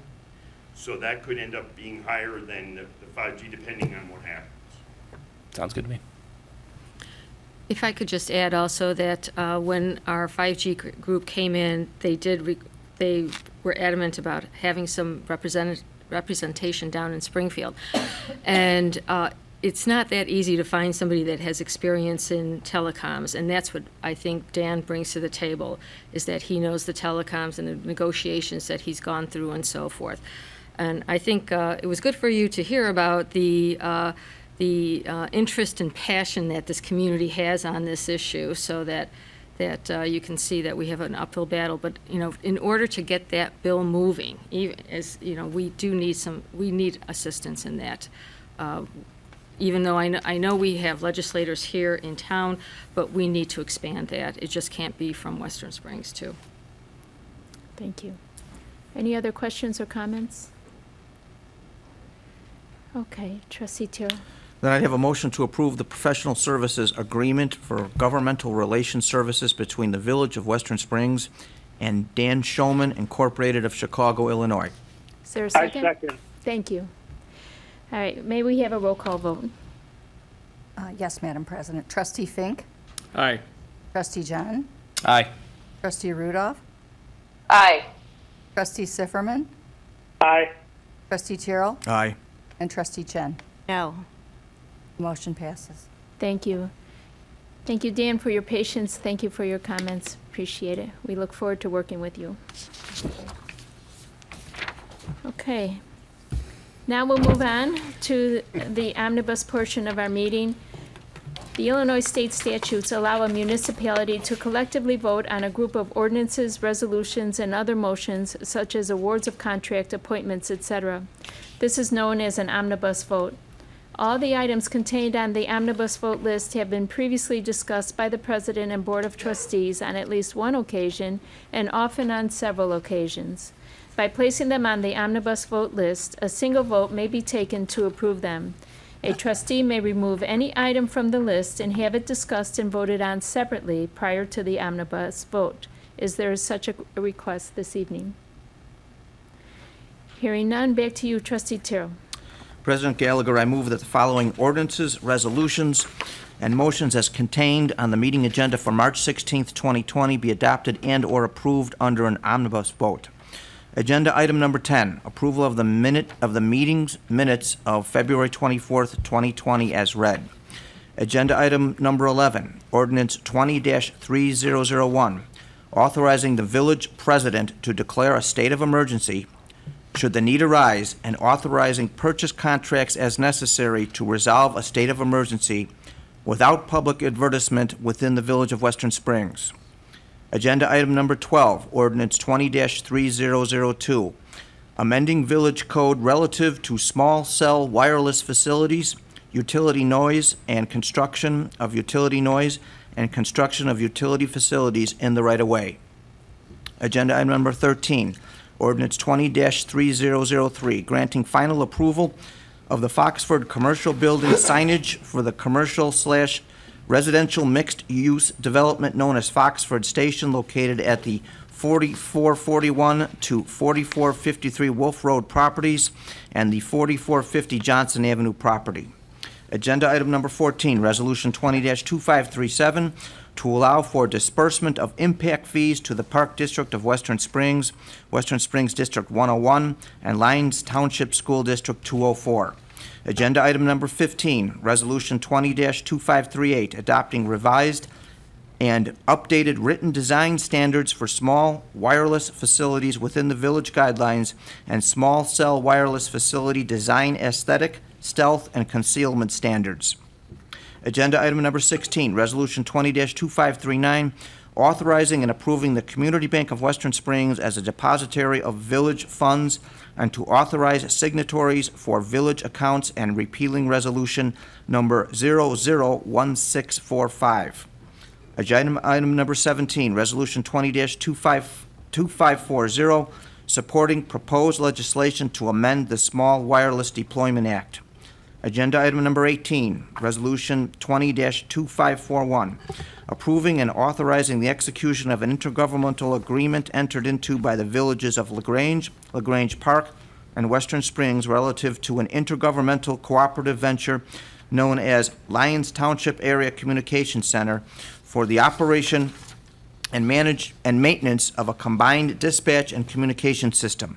Agenda item number 19, resolution 20-2542, approving and authorizing Illinois Department of Transportation, IDOT, Form BLR 09110 for highway improvements under the Illinois Highway Code for roadways/street improvements utilizing motor fuel tax MFT funds for Phase 2, that's design engineering, Phase 3, that's inspection engineering, and construction costs for the 2020 MFT asphalt resurfacing project in the amount of $503,100.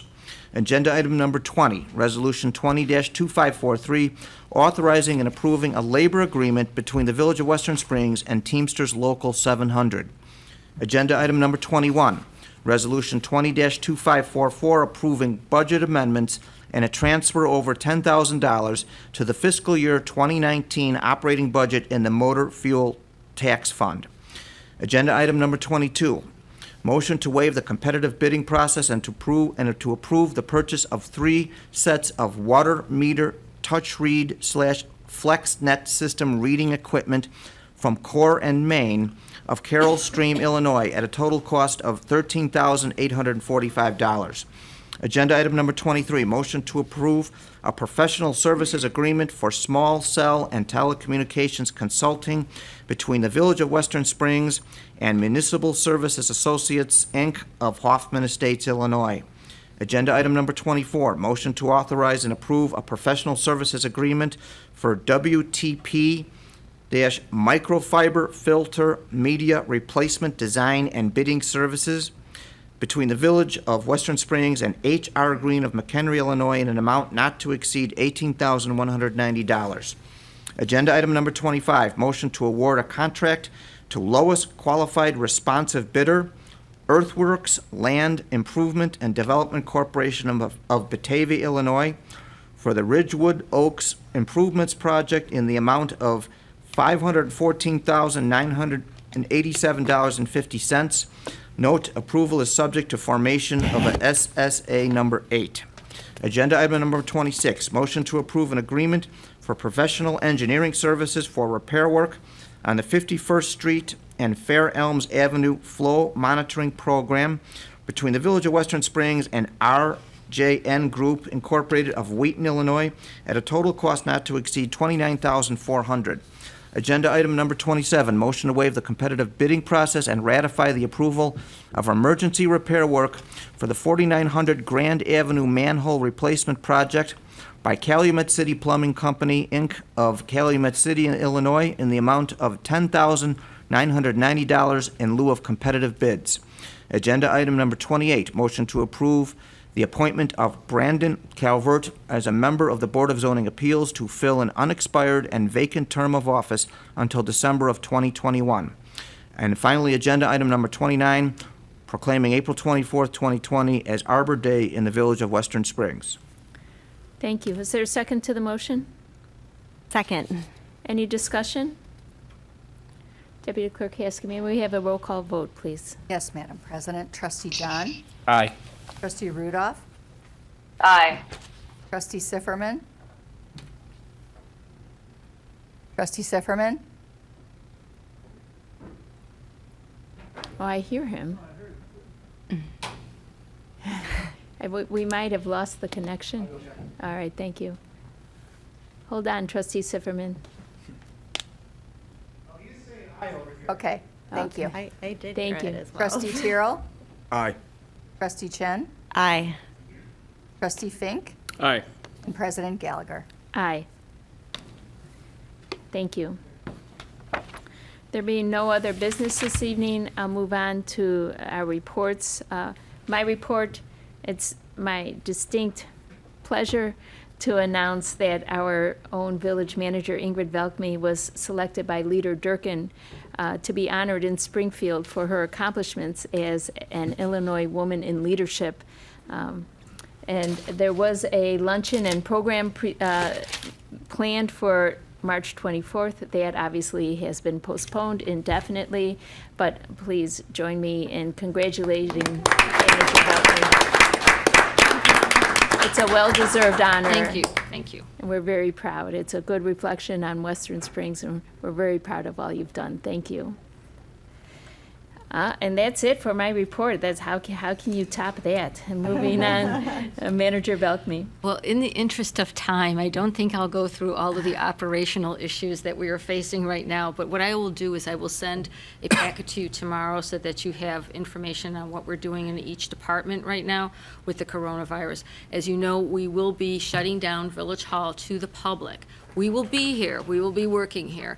Unless there's some kind of other edict coming from, the governor or the federal government, but we will be here. So, and I will send that out to you so that you have it. So, Thank you. Attorney Jerusik? No further report tonight. All right, thank you. Then may I have a motion to recess to closed session?